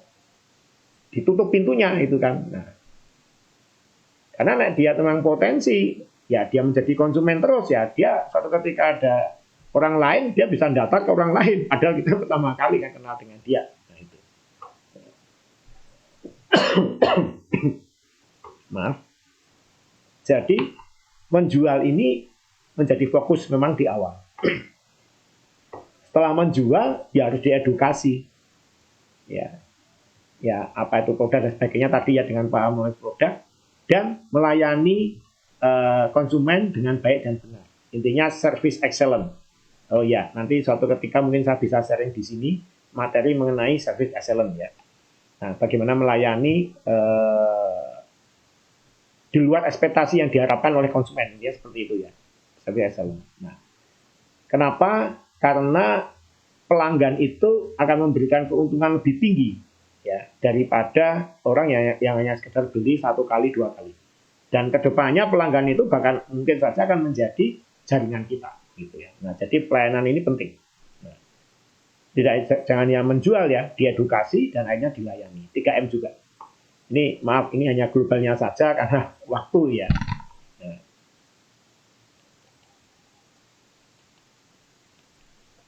Dalam menjual seorang distributor di awal ini harus punya prinsip itu multi produk, multi cara, multi pasar. Multi produk, ya jangan hanya produknya itu saja atau satu kategori saja. Ya mentang-mentang laki-laki misalkan, masa saya jual kosmetik, nggak masalah. Gitu. Atau mungkin wanita, saya kan cocoknya kosmetik, loh itu agro, lingkungan tinggal Anda itu di daerah agro misalkan, itu juga nggak masalah. Gitu kan, multi produk. Walaupun mungkin Anda tetap fokus, ya saya laki-laki saya mungkin mau fokus di agro, tapi bukan berarti yang lain ditinggalkan. Fokus itu bukan berarti 100%. Anda mau fokus di kosmetik, silakan. Tapi sisakan energi, waktu, tenaga untuk mempelajari yang lain. Misalkan 80% saya fokus di kosmetik, 20% energi, waktu, tenaga, dan sebagainya dialokasikan untuk pekerjaan yang lain. Nah ini, multi produk. Multi cara jelas, online dan online, multi pasar. Nah, ya pasar retail. Ya walaupun yang berjualan berapa pieces, tapi setiap saat sedikit kali banyak yang akan banyak juga. Project. Nah, kelebihan di NASA ini itu punya produk-produk di agro yang itu bisa untuk masuk ke proyek-proyek pertanian atau ke perkebunan, komunitas tertentu. Bahkan sampai luar negeri ya. Nah, ini bukan pasar retail tentunya ya. Masuk ke proyek kan tentunya juga bukan retail. Perkebunan juga sama. Nah ini multi pasar.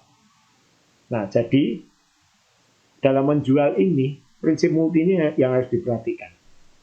Kalau teman-teman hanya menjual produknya itu saja, dengan cara itu saja, dengan pasar yang itu saja, maaf, ya rezekinya hanya itu saja. Jadi NASA ini adalah kalau HP, ini adalah HP canggih, HP high-end. Fungsinya itu banyak. Ya kalau cuma punya HP atau beli HP, hanya di HP yang canggih yang saya maksud ya, beli HP canggih, hanya dipakai untuk telepon saja, atau paling pol telepon dan WA saja, ya ngapain beli HP yang canggih? Gitu ya. Nah, NASA ini ada HP canggih. Manfaatkan semuanya yang ada di NASA ini. Banyak produk, banyak pasar, banyak cara dan seterusnya ya. Nah ini menjual ini ya dengan prinsip multi. Mengedukasi, ya cara pakainya ini saya global karena waktu. Ya, ini saya selalu melihat waktu di sini. Saya usahakan nanti maksimal jam 3 selesai. Cara pakainya, manfaat produk, pengetahuan dan wawasan mengenai produk. Ya, ini saya cepat aja kan udah paham. Persepsi positif ke produk dari mitra usaha dan seterusnya. Nah ini, ya ini mengedukasi beberapa terkait dengan ini ya. Kemudian melayani, ya ini tadi service excellent, ya pelayanan prima, cepat, teliti, tepat, ya ramah, memberikan perhatian dan jujur. Nah ini penting ya. Nah, ini pelayanan ini hari ini menjadi kunci dalam persaingannya untuk benteng pembeda dengan para pesaing. Kalau teknologi saya rasa dengan kemajuan teknologi dari hari ke hari itu tidak akan terlalu beda jauh. Sepeda motor misal, ya kebetulan saya suka otomotif, di tahun 80-an itu antara Honda dan Yamaha itu memang beda jauh. Iritnya bensin itu beda. Honda betul-betul irit, Yamaha masih agak boros juga. Tapi hari ini ya bersaing saja iritnya. HP juga begitu misalkan ya. Nah hari ini HP di masing-masing level ya bedanya beda-beda tipis saja. Di level yang sama-sama di bawah, di menengah atas bedanya tipis saja. Ya nggak terlalu jauh. Nah maka yang membedakan ini adalah pelayanan yang baik tadi ya. Nah ini service excellence ini penting. Intinya di service excellence ini adalah memberikan di luar ekspektasi yang diharapkan. Kalau di marketing itu ada istilahnya, berikan glasur pada roti. Glasur itu adalah lapisan putih manis ya. Roti itu atasnya kadang ada kayak krim, warnanya putih manis, itu namanya glasur. Nah, orang hanya ingin dapat roti, tapi ternyata dia mendapatkan ada krimnya itu yang manis, dapatkan glasur ya. Nah, berikan glasur pada roti. Misal Anda menjual produk secara online, produk agro misalkan. Nah, simpel aja ketika konsumen Anda membuka, ya ada tulisannya, semoga panen Bapak berhasil, Bapak sukses apapun ya, intinya panennya bagus. Produk kesehatan, semoga lekas sembuh, semoga cocok, semoga membantu, seterusnya ya. Walaupun hanya sekedar ya tulisan, tapi itu sebagai sesuatu yang membeda. Ya, misalkan seperti itu ya. Nah, ini dan ada banyak lagi mengenai service excellence yang mungkin nanti di lain waktu saya bisa sharing di sini. Tapi intinya service excellence ini pembeda ya terhadap pesaing-pesaing itu sekarang berlomba-lomba di service excellence. Kalau kita lihat perbankan hari ini juga sama. Ya, layanannya kan kurang lebih sama antar bank. Tapi ya lihat mereka saling bersaing untuk memberikan servis yang terbaik. Ya, sampai bermunculan ada nasabah prioritas dan sebagainya itu sebagai bentuk service excellence-nya. Nah, step berikutnya setelah memulai tadi ya, ini membangun. Nah, membangun ini mulai merekrut, membina, dan mengevaluasi. Kalau tadi distributor di tahap awal ini fokusnya adalah menjual, walaupun tidak melupakan atau menutup pintu sama sekali merekrut jaringan ya, tapi fokusnya menjual. Nah, di membangun ini fokusnya mulai bergeser. Ya, dia tetap menjual, tetapi mulai fokus untuk mulai mengembangkan jaringan. Ya, dengan cara merekrut, membina, dan mengevaluasi. Nah, merekrut, ini tentu membangun jaringan pemasaran lebih besar. Tadi, niatkan saya mau berjualan secara jamaah. Ya, agar bisnis ini sah secara syariah menurut aturan MUI ya, menurut fatwa MUI ya. Nah, jadi saya memang merekrut, tapi niat saya itu ya nanti dia akan jualan. Dan yang saya rekrut itu akan cari downline lagi ya, downline kan jualan. Ya. Jadi niatnya adalah saya mau berjualan secara jamaah. Nah, ini membangun jaringan pemasaran lebih besar lagi. Dengan jaringan pemasaran lebih besar, nah maka kita akan mendapatkan manfaat. Ya, kalau di NASA ya bonus, rabat dan seterusnya. Nah, tadi menjual berjamaah ya niatnya itu ya. Nah, dan otomatis saya juga akan menjual secara tersistem. Nah, begitu. Ya, saya akan membangun sistem kerajaan penjualan. Saya membangun kerajaan bisnis selling. Ya, ini mulai tersistem. Nah, ini waktunya untuk lebih fokus lagi merekrut ya di tahap membangun ini. Nah, waktu merekrutnya itu juga mulai fokus. Ya. Artinya kalau di tahap memulai ya, di tahap memulai kan ya dia merekrut jaringannya kan secara alamiah saja kebanyakan. Ya dia ada konsumen mau diselingi produk, mau dijualin produk, tapi dilihat kok punya potensi baru direkrut. Ya, nah kalau di tahap yang kedua ini, tahap membangun, ini sudah mulai waktu merekrutnya itu sudah mulai terpola. Ya, artinya apa? Ya, mulai mengadakan pertemuan. Nanti orang-orang baru mulai diundang. Nah, ini kan berarti memang sudah dari awal memang niat untuk merekrut kan, untuk mencari jaringan baru. Nah, ini jadi polanya sudah lebih terpola sekarang, sudah lebih menjurus. Nah, tidak hanya sekedar direkrut saja, tetapi juga harus dibina. Ya, ingat ya, ini kalau orang Jawa bilang ada peribahasa tidak tinggal gelanggang colong wahyu ya. Artinya rekrut tinggal gitu kan. Nah, ini ada beberapa hal yang akan menjadi problem gitu kan. Nah, kenapa harus membina? Ya, secara moral itu konsekuensi tanggung jawab perekrutan. Ya, kita sudah mengajak seseorang, ya kita juga harus tanggung jawab. Karena orang itu tentunya sudah mengeluarkan dana untuk mendaftar dan meluangkan waktu untuk kita dan seterusnya. Dia sudah punya komitmen. Nah, ini kalau kita nggak membina ya kita nggak punya tanggung jawab. Itu logisnya berpikir seperti itu. Secara moral ya berarti Anda nggak tanggung jawab. Nah, secara syariah, nah ini kembali MUI dalam fatwanya, demikian juga pemerintah ya, itu ada juga. Itu MLM yang halal itu adalah MLM yang di situ ada aktivitas pembinaannya, ada aktivitas pendidikannya. Ya, kalau MLM itu tidak ada aktivitas pendidikannya, nggak ada aktivitas pembinaannya, nah ini dipertanyakan kehalalannya gitu. Nah, jadi kira-kira beginilah membina ini untuk menghindari DPI lah, dosa passive income gitu ya, maaf gitu ya.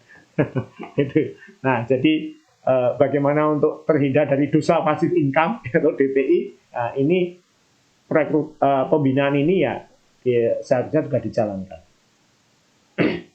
Dan konsekuensi logis dari pembinaan, hal yang mendasar apa? Ya, pertumbuhannya lebih cepat dan kuat. Ya, sesuatu kalau dibina, diajari, dan sebagainya, dibimbing, ya tentu pertumbuhannya kan cepat. Dibandingkan rekrut tinggal itu alamiah banget kan. Jadi kalau kita menanam tanaman itu, asal bibitnya tanam tinggal. Ya mungkin sebagian akan hidup, tapi kan hidupnya juga nggak akan optimal kan. Tapi juga mungkin banyak yang mati gitu kan, karena nggak dipupuk, nggak disiram air. Tapi beda dengan kita menanam, kemudian kita pupuk, kita siangi gulma atau rumputnya, kita siram, ya mungkin sebagian tetap ada yang mati, tapi kan kecil. Dan ini bisa hidup dengan maksimal. Nah, pekerjaan merawat tanaman itu, inilah pertumbuhan akan cepat dan kuat, stabil. Kurang lebihnya seperti itu. Nah, ini. Nah, tentu dalam membina ini ada secara aktif dan pasif ya.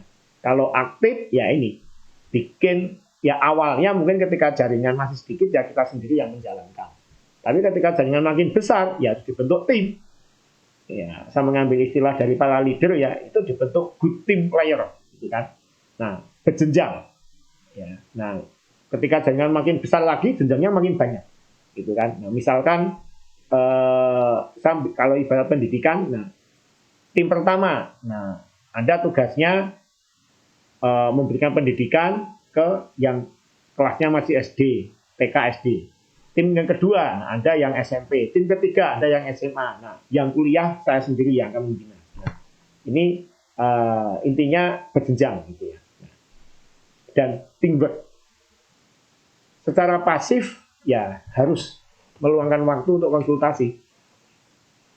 Ya, konsultasi itu harus dilakukan, ya, karena ini yang penting ya. Nanti kita akan lihat di sesi yang di tahap berikutnya ya. Nah, tapi mulai di tahap ini di tahap membangun ini konsultasi ini sudah menjadi satu poin yang penting ya. Itu yang pasif itu harus dilakukan dalam pembinaan. Nah, kemudian mengevaluasi, ya tentunya mana yang sudah tepat, mana yang belum yang dilakukan, mana yang sudah berkembang, mana yang belum, jaringan mana yang sudah berkembang, kenapa dia bisa berkembang, mana yang belum berkembang, kenapa dia kok nggak berkembang. Nah, apa penyebabnya, lalu apa solusinya, kemudian apa langkah selanjutnya. Ya, nah ini hal-hal yang penting yang harus selalu dilakukan, evaluasi. Ya, saya banyak melihat ini kadang terlewati. Evaluasi itu bisa secara mandiri, artinya ya mulai dari diri sendiri, tapi juga yang kedua secara tim. Ya memang secara periodik dengan timnya ini, dengan good team player-nya ini evaluasi bersama. Mengevaluasi semuanya. Gitu. Dengan lebih jauh lagi, mengevaluasi juga dirinya dengan good team player-nya ini. Dari saya sendiri apa yang akan Anda evaluasi misalnya.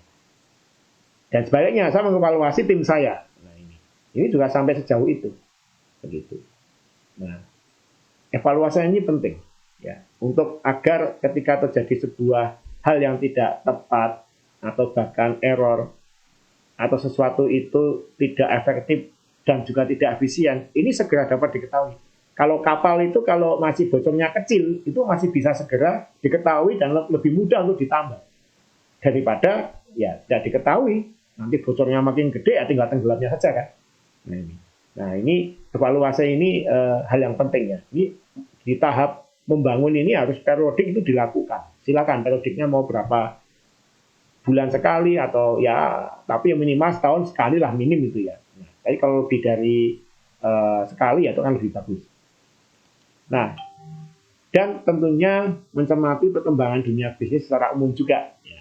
Bagaimana trennya, hal-hal apa yang bisa diadopsi dan seterusnya. Nah, ini juga bagian dari evaluasi. Tahap yang ketiga, level yang ketiga, nah ini sudah level yang leader ini ya. Sudah level yang leader, ini mempertahankan. Nah ini bukan pekerjaan yang mudah. Ya, kita semua paham ya, membangun itu sulit, tapi mempertahankan itu lebih sulit ya. Kita sering lihat juga ya, banyak fasilitas umum itu dibangun. Misalkan WC umumnya. Dulu ada telepon umum ya, waktu belum ada zaman HP itu ya. Itu dibangun, cepat. Tapi ya nggak dipelihara kan. Ya akhirnya ya WC umumnya menjadi kotor dan seterusnya. Nah ini menjadi problem itu kan. Nah, itu sebuah analogi saja bahwa membangun itu memang susah, tapi mempertahankan ini ya tidak kalah susahnya. Ya. Tapi justru karena itulah kita sadar dan kita memberikan perhatian sungguh. Ya di level yang ini. Ya kenapa? Ya tentu karena kita ingin agar kita tetap bisa bertumbuh selamanya. Tidak stagnan, ya. Kalau stagnan masih mending, grafiknya naik, kemudian linear. Tapi kalau grafiknya naik, kemudian turun lagi, nah ini yang jadi problem kan. Nah, kita kan ingin grafiknya naik, ya tetap di titik puncak ada kenaikan, ya walaupun tidak seperti awal ya, tapi tetap bertumbuh pelan-pelan. Nah, itu. Nah, ini mempertahankan ini punya fungsi yang penting di titik itu. Nah, 3M juga mempertahankan, mengkader, meneguhkan visi, dan mengayomi. Jadi mengkader, meneguhkan visi, dan mengayomi. Nah, ini mungkin saya tidak tahu ya, tapi ini mungkin masuk dalam materi-materi kalau di jaringan di Pak Ali, kemudian beberapa leader yang lain saya juga ngamati itu kan ada pertemuan leaders club ya. Nah, mungkin ini ada di situ ya materi-materi ini ya. Tapi mengkader, meneguhkan visi dan mengayomi ini bagian dari mempertahankan. Ya walaupun mempertahankan tidak hanya sekedar ini ya, tidak hanya sekedar mengkader, meneguhkan visi, mengayomi ya, tapi ini adalah bagian ya, yang saya bisa sharingkan di sini. Karena kemampuan leadership ini penting. Nah, ada materi lagi yang mungkin suatu ketika saya bisa sharing di sini ya. Intinya mengenai leadership. Ya.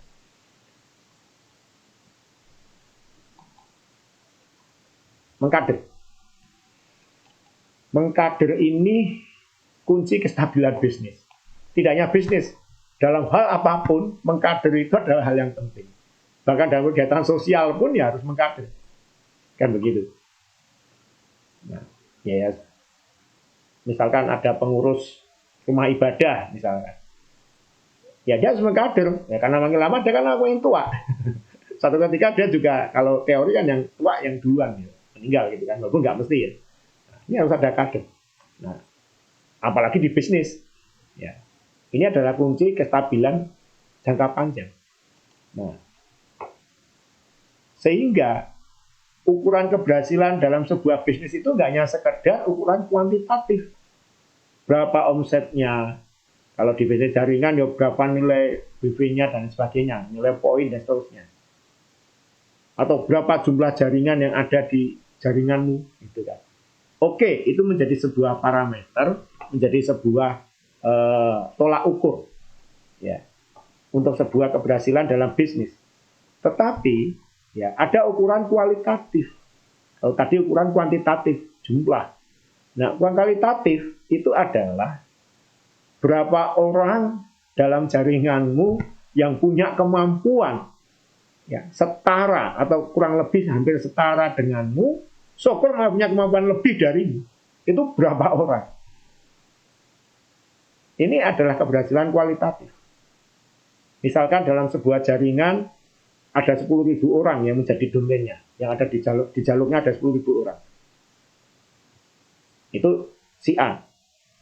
Si B, dia hanya 5.000, separuhnya.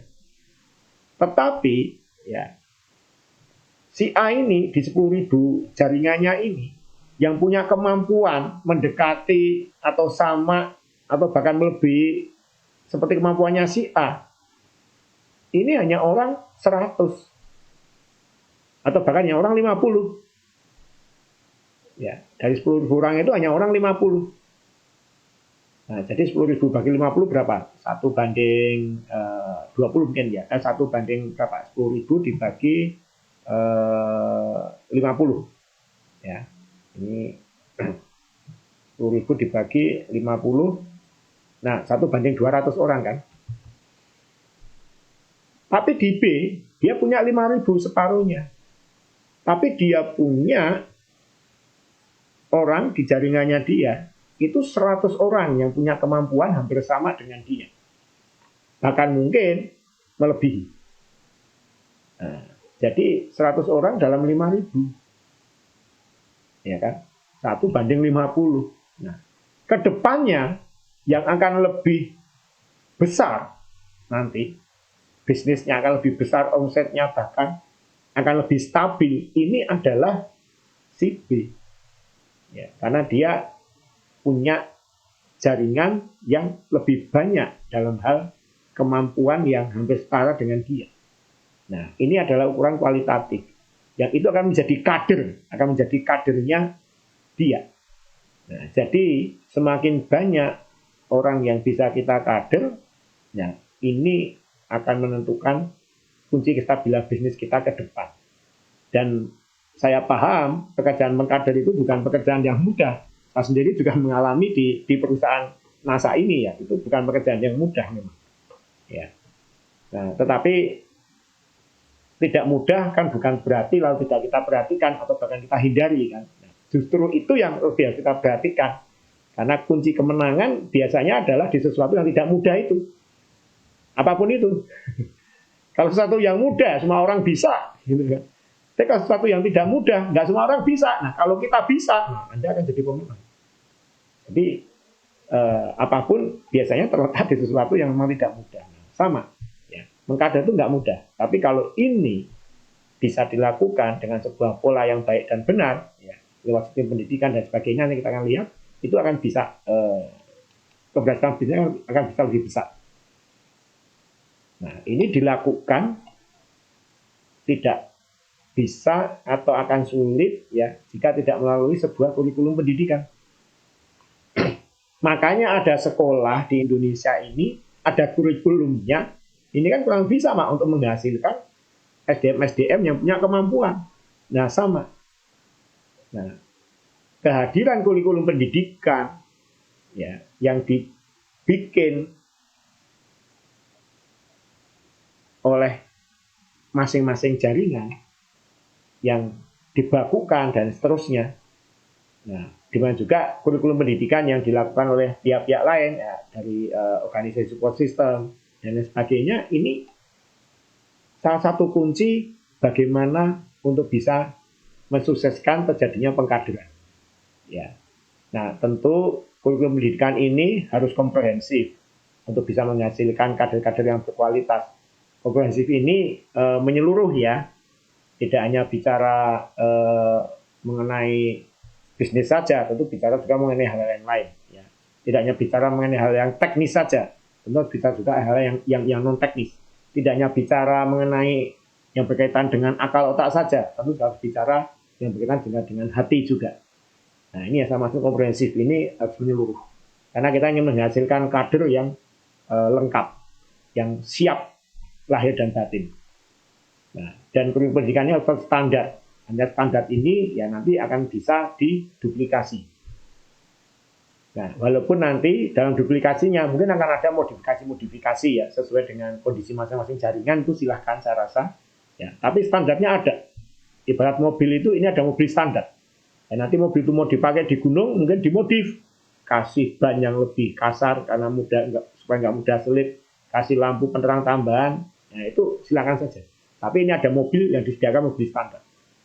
Nah, dan kurikulum pendidikan ya tentu harus dilengkapi juga dengan beragam alat bantu bisnis.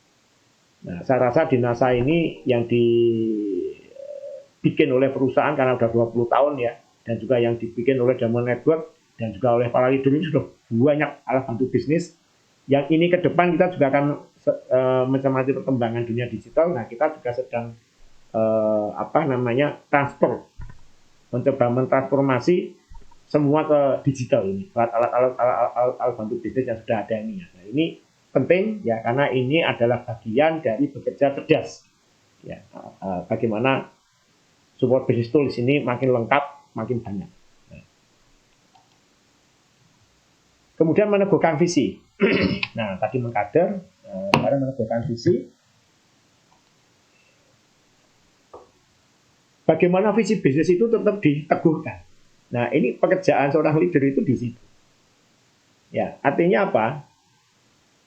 Ya, banyak orang ketika dia masih di awal, ya dia masih punya visi yang baik dan benar. Dia masih duduk di tikar, itu masih punya visi yang baik dan benar. Tapi ketika dia sudah di spring bed duduknya, ya, nah kadang lupa, gitu ya. Sehingga visinya mulai bergeser ke hal yang mungkin kurang produktif, kurang baik, ya, dan sebagainya. Ini harus diteguhkan kembali, diingatkan kembali. Ya, karena hal seperti itu ya terkadang yang membuat akhirnya menjadi turun kembali. Ya. Nah, nilai-nilai bisnis ini tetap diingatkan ya bahwa nilai-nilai bisnis yang baik dan benar tentunya ya. Nah, ini diingatkan dan seterusnya. Nah, ini tugas dari seorang leader adalah di sini. Ini karena waktu saya belum bisa menjelaskan secara lebih detail ya. Nah, nilai-nilai bisnis ini kan banyak. Tidak hanya menyangkut materi saja, tapi juga non materi. Tidak hanya menyangkut otak saja, tapi juga menyangkut hati dan seterusnya. Ini penting. Ya. Kodrat manusia itu lahir dan batin, tidak hanya lahir saja. Jadi semua nilai-nilai yang menyangkut lahiriah manusia dan semua nilai-nilai yang menyangkut batiniah manusia ini harus diteguhkan kembali. Kalau tidak, maka manusia itu nggak akan senjang. Kalau hanya lahirnya saja atau batinnya saja, itu akan kurang seimbang. Nah, maka ini nilai-nilai ini harus diteguhkan kembali, diingatkan, diteguhkan, gitu ya. Kemudian membangun kultur bisnis. Ini juga yang harus diperhatikan juga. Nah, kultur bisnis ini silakan.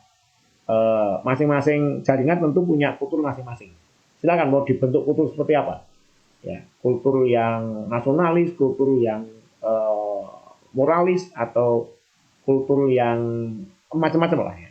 Ya. Kultur yang serius tapi santai, apapun lah itu ya. Nah, ini ditumbuh kembangkan, yang itu akan berguna apa? Kalau sebuah kultur bisnis itu mulai terbangun dalam sebuah komunitas, ya, maka rasa bangga di dalam jaringan itu, dalam komunitas itu akan muncul. Ya, rasa bangga ya, bukan rasa sombong ya, beda ya. Nah, rasa bangga sehingga hubungan dalam komunitas itu, hubungan dalam jaringan itu akan lebih erat, lebih kompak, dan terkadang juga akan muncul identitas di dalam jaringan itu. Kalau di NASA ya salah satunya misalkan ya bajunya misalkan atau kaosnya ya, atau apalah mungkin aksesoris yang lain ya. Nah, ini bangga. Wah, ini saya berada di jalurnya ini, ya ini saya bajunya ini, saya dan sebagainya. Tapi ini bukan untuk membeda dengan atau tidak mau berteman dengan mitra yang lain ya, kita semua saudara ya, tapi ini menjadi sebuah kebanggaan, hubungan erat, kekompakan di dalam satu jalur itu. Nah, ini penting untuk tetap menjaga bisnis itu bisa berjalan dengan baik. Ya, kenapa? Karena ini bisnis melibatkan banyak orang. Maka kebanggaan, hubungan erat dan kekompakan itu yang kadang dihubungkan dengan identitas itu perlu kadang. Nah, itu baru bisa terjadi jika kultur bisnis itu terbangun. Nah, mengayomi. Nah, ini mengayomi ini pekerjaan yang, nah ini saya lagi membuat materi ya, namanya manajemen konflik. Ya, kembali mungkin satu ketika saya bisa sharingkan di sini kalau sudah selesai. Jadi, saya mengenal business network marketing ini ya, atau MLM ini mengenal dan menjalani itu dari tahun 1990, tahun 90-an. Iya, tahun 90. Hingga hari ini. Jadi, berarti berapa? 32 tahun ya. Selama 32 tahun ini, saya banyak melihat dan mengamati. Tidak hanya di NASA, tapi juga di perusahaan yang lain juga. Itu jaringan itu bertumbuh besar ya. Nah, habis itu dia slow down, kemudian dia drop. Penyebabnya macam-macam. Tapi cukup banyak disebabkan apa? Perseteruan, pertikaian, konflik, clash di dalam jalur itu. Bukan malah dengan crossline, enggak. Di dalam jalur itu antara leader dan jaringannya, antara upline dengan downline. Ya maaf, saya sudah melihat berkali-kali seperti itu ya. Ya kenapa? Ya sebenarnya satu sisi itu hal yang wajar ya. Karena ini adalah people business. Ya, bisnis yang melibatkan banyak orang. Ya, jangankan banyak orang dengan latar belakang beragam ya. Ya maaf, suami istri saja yang sudah menikah mungkin agak lama ya kadang beda pendapat, ya kan? Beda, bahkan mungkin sampai beda prinsip dan sebagainya. Apalagi ini banyak orang, itu sesuatu hal yang manusiawi saja, hal yang wajar saja. Nah, tapi justru dengan kita memahami seperti itu, nah, kita akan berusaha untuk bagaimana mengantisipasi kan, karena itu ada sebagai niscayaan gitu, kan nggak ada orang yang akan selalu sama sepanjang waktu kan, nah gitu. Kecil atau besar mungkin akan terjadi konflik. Nah, bagaimana konflik itu bisa ditangani dengan baik dan benar, sehingga konflik yang besar itu bisa menjadi konflik yang mereda bahkan selesai, konflik yang sedang itu bisa cepat selesai, konflik kecil nggak ada konflik. Jangan sebaliknya, konflik yang kecil menjadi konflik yang sedang menjadi besar sekali. Nah itu. Nah ini yang harus sama-sama diperhatikan, utamanya sebenarnya di semua level ya, tapi lebih utama lagi adalah di level mempertahankan ini, para leader ini. Salah satunya apa? Ya mengayomi ini. Ya ini adalah bagian dari manajemen konflik, mengayomi itu. Nanti ada materinya, tapi belum selesai ya. Ini adalah bagian dari manajemen konflik. Bagaimana bijaksana dalam analisa. Jadi kalau ada konflik dan sebagainya itu menganalisanya itu dari semua sisi. Tidak hanya dari sisi pandang kita saja, tapi bagaimana sisi pandang pihak lain. Pihak lain pun nggak hanya satu pihak, ya, ada banyak pihak yang harus dipertimbangkan. Jadi dari kacamata yang beragam harus bijaksana ya, itu semuanya. Nah, jelas dalam kebenaran prinsip. Ya. Ini saya cepat. Nah, jelas dalam kebenaran prinsip. Nah, artinya dalam kita menganalisa tadi ya, supaya kita bisa bijaksana, tentu kita harus punya pedoman dasar. Nah, pedoman dasar itu apa? Ya, kebenaran prinsip. Nah, prinsip apa yang itu dianggap benar? Ya, simpel saja. Ya, sesuai dengan etika agama, etika hukum, etika sosial, etika bisnis. Nah, ini itu prinsip-prinsip dasar. Nah, ini yang harus digunakan. Semua butuh acuan. Kalau tidak ada acuan kan susah. Harus menurut siapa kan? Sudut pandangnya, analisanya itu harus menurut apa, menurut siapa. Nah, ini harus sesuai dengan prinsip yang benar tadi. Nah, kemudian dalam sebuah problem tentu harus diselesaikan. Nah, diselesaikan ini ya tentu harus ada kadang harus ada sebuah tindakan yang tegas, tetapi harus dibungkus dalam keluasan sikap. Tegas itu bukan keras ya. Kalau keras itu cara, tegas itu adalah prinsip. Ya, kalau keras itu kan cara kan, wah dengan ekspresi yang marah, dengan nada yang tinggi misalkan itu kan. Ya, kemudian dengan ilmu pokoknya itu kan harus itu. Nah itu keras, itu caranya. Tapi tegas itu adalah bahwa kokoh dalam pendirian. Pokoknya ini yang benar. Penyampaiannya yang luas gitu kan. Ya dengan tenang, dengan sopan, di waktu yang tepat, di saat yang tepat, di tempat yang tepat juga. Nah ini harus luas. Nah, ini yang dimaksud tegas dalam keluasan ya. Kemudian objektif dalam penilaian. Nah, dalam mengayomi itu ya kita harus objektif.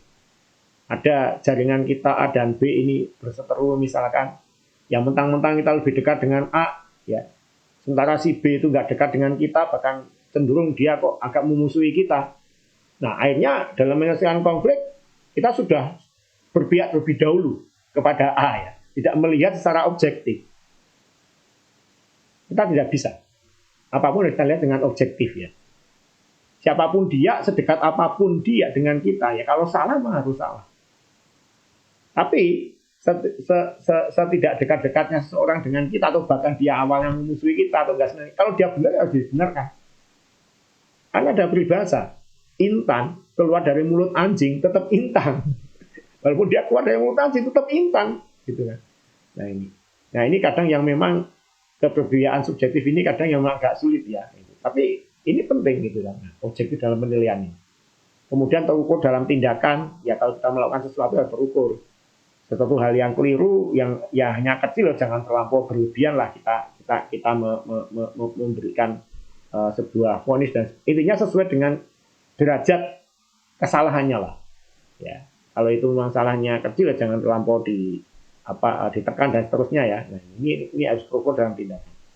Dan harus menjadi muara semua pihak tadi tanpa keberbedaan subjektif. Tadi sudah saya singgung ya.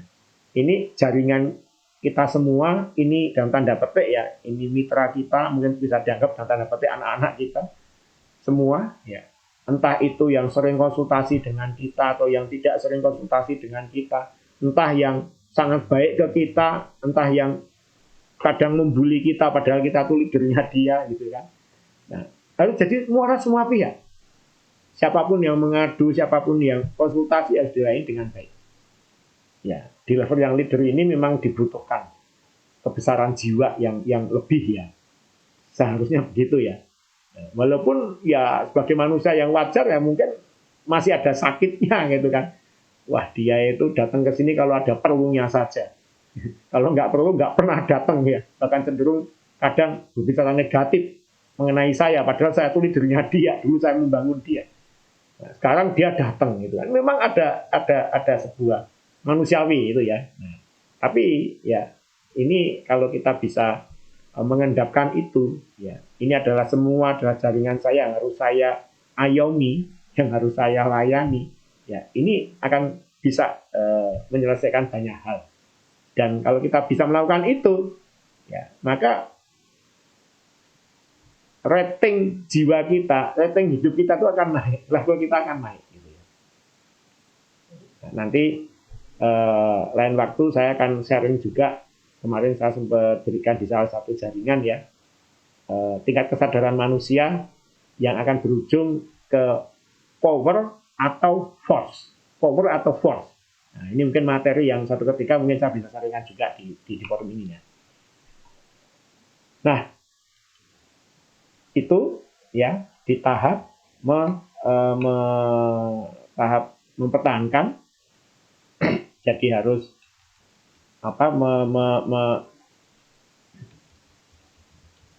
saya balik. Nah ini mengkader, meneguhkan visi dan mengayomi. Ya. Jadi secara garis besar, kalau dibikin grafik ini, nah, seorang distributor dia gabung, dia fokusnya selling. Ya, adapun recruiting tetap dilakukan, tetapi ya mungkin masih minim. Dan ini alamiah saja merekrut ini. Tidak terus dengan sengaja membuat pertemuan dan sebagainya, mengundang orang-orang, belum. Jadi menemukan dia memprospek seseorang, kemudian dilihat kok dia ada potensi dan sebagainya, nggak masalah, tetap direkrut ya. Nah, tapi fokusnya utama tetap di jualan.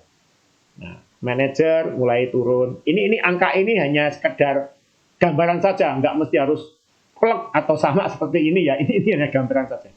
Nah, berikutnya terus. Nah, mungkin sampai level PM antara aktivitas selling dan membina jaringan ini hampir-hampir sama. Nah, dan berikutnya, nah menjadi berkebalikan. Nah, sampai di level atas, dia aktivitas utamanya ya tadi membina, ya mengayomi dan mengkader dan seterusnya tadi ya. Nah, ini mengembangkan jaringan, tapi dia juga tetap berjualan. Seharusnya begitu, walaupun ini minim. Nah, ya berjualan kan nggak harus sendiri. Misalkan pakai admin dan seterusnya kan. Nah, itu juga banyak cara intinya seperti itu. Nah,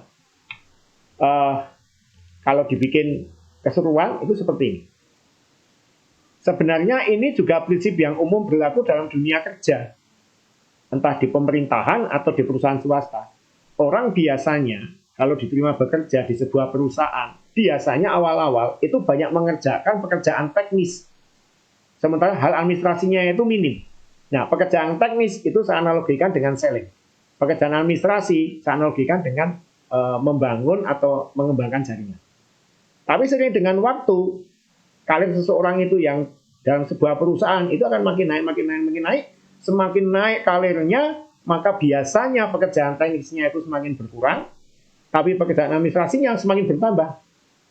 Sampai suatu ketika dia menjadi pucuk pimpinan di perusahaan itu, ya mayoritas dia pekerjaan administrasi. Pekerjaan teknisnya, ya sudah tetap dikerjakan, tapi ya tidak terlampau banyak lagi. Ya ini sama. Ya, pekerjaan teknis ini adalah menjual, pekerjaan administrasi ini adalah mengembangkan jaringan. Ya, seperti ini. Dan semua sama-sama dibutuhkan ini kan. Ya, ingat tadi MLM ya, itu bukan marketing, selling, networking, mengembangkan jaringan itu bukan dipertentangkan ya.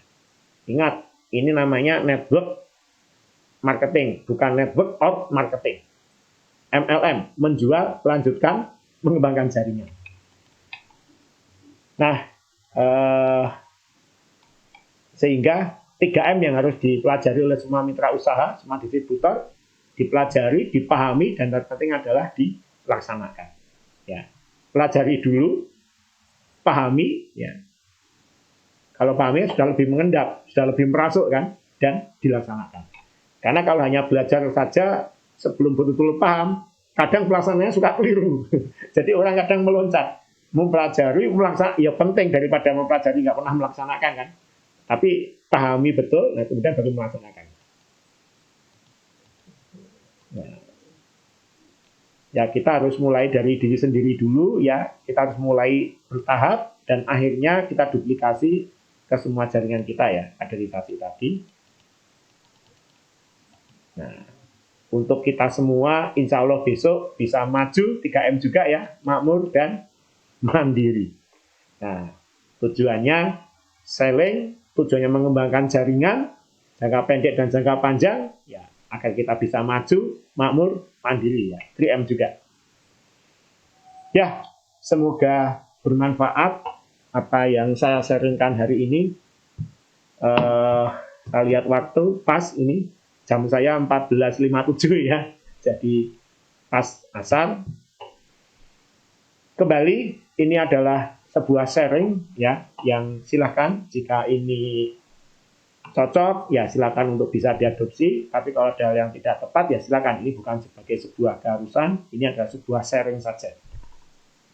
Dan seperti biasa selalu saya sampaikan, kalau memang ini hal yang bermanfaat ya, maka perlu kita pertimbangkan apa yang dikatakan John von Goethe, seorang penulis yang dipopulerkan oleh Bruce Lee. Ya.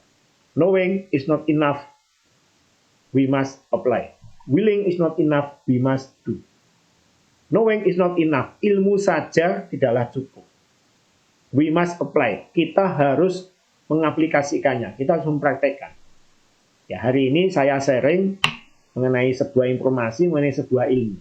Dan teman-teman juga akan sharing informasi dan ilmu dari siapapun, dari manapun ya. Itu memang baik dan penting, tapi tanpa diaplikasikan itu tidak cukup. Willing is not enough, willing keinginan atau impian. Ya, tentu teman-teman ingin semuanya lebih baik lagi kehidupannya, ingin lebih sukses ya. Itu penting memang. Ya, keinginan itu penting. Ya, tetapi we must do, kita harus bertindak, kita harus action. Ya, itu lebih penting lagi. Percuma juga kita punya jurus silat 1000 jurus, tapi yang dipraktekkan hanya 10. Lebih baik kita hanya punya 10 jurus silat, tapi yang dipraktek kita punya 100 jurus silat yang dipraktekkan cuma 25.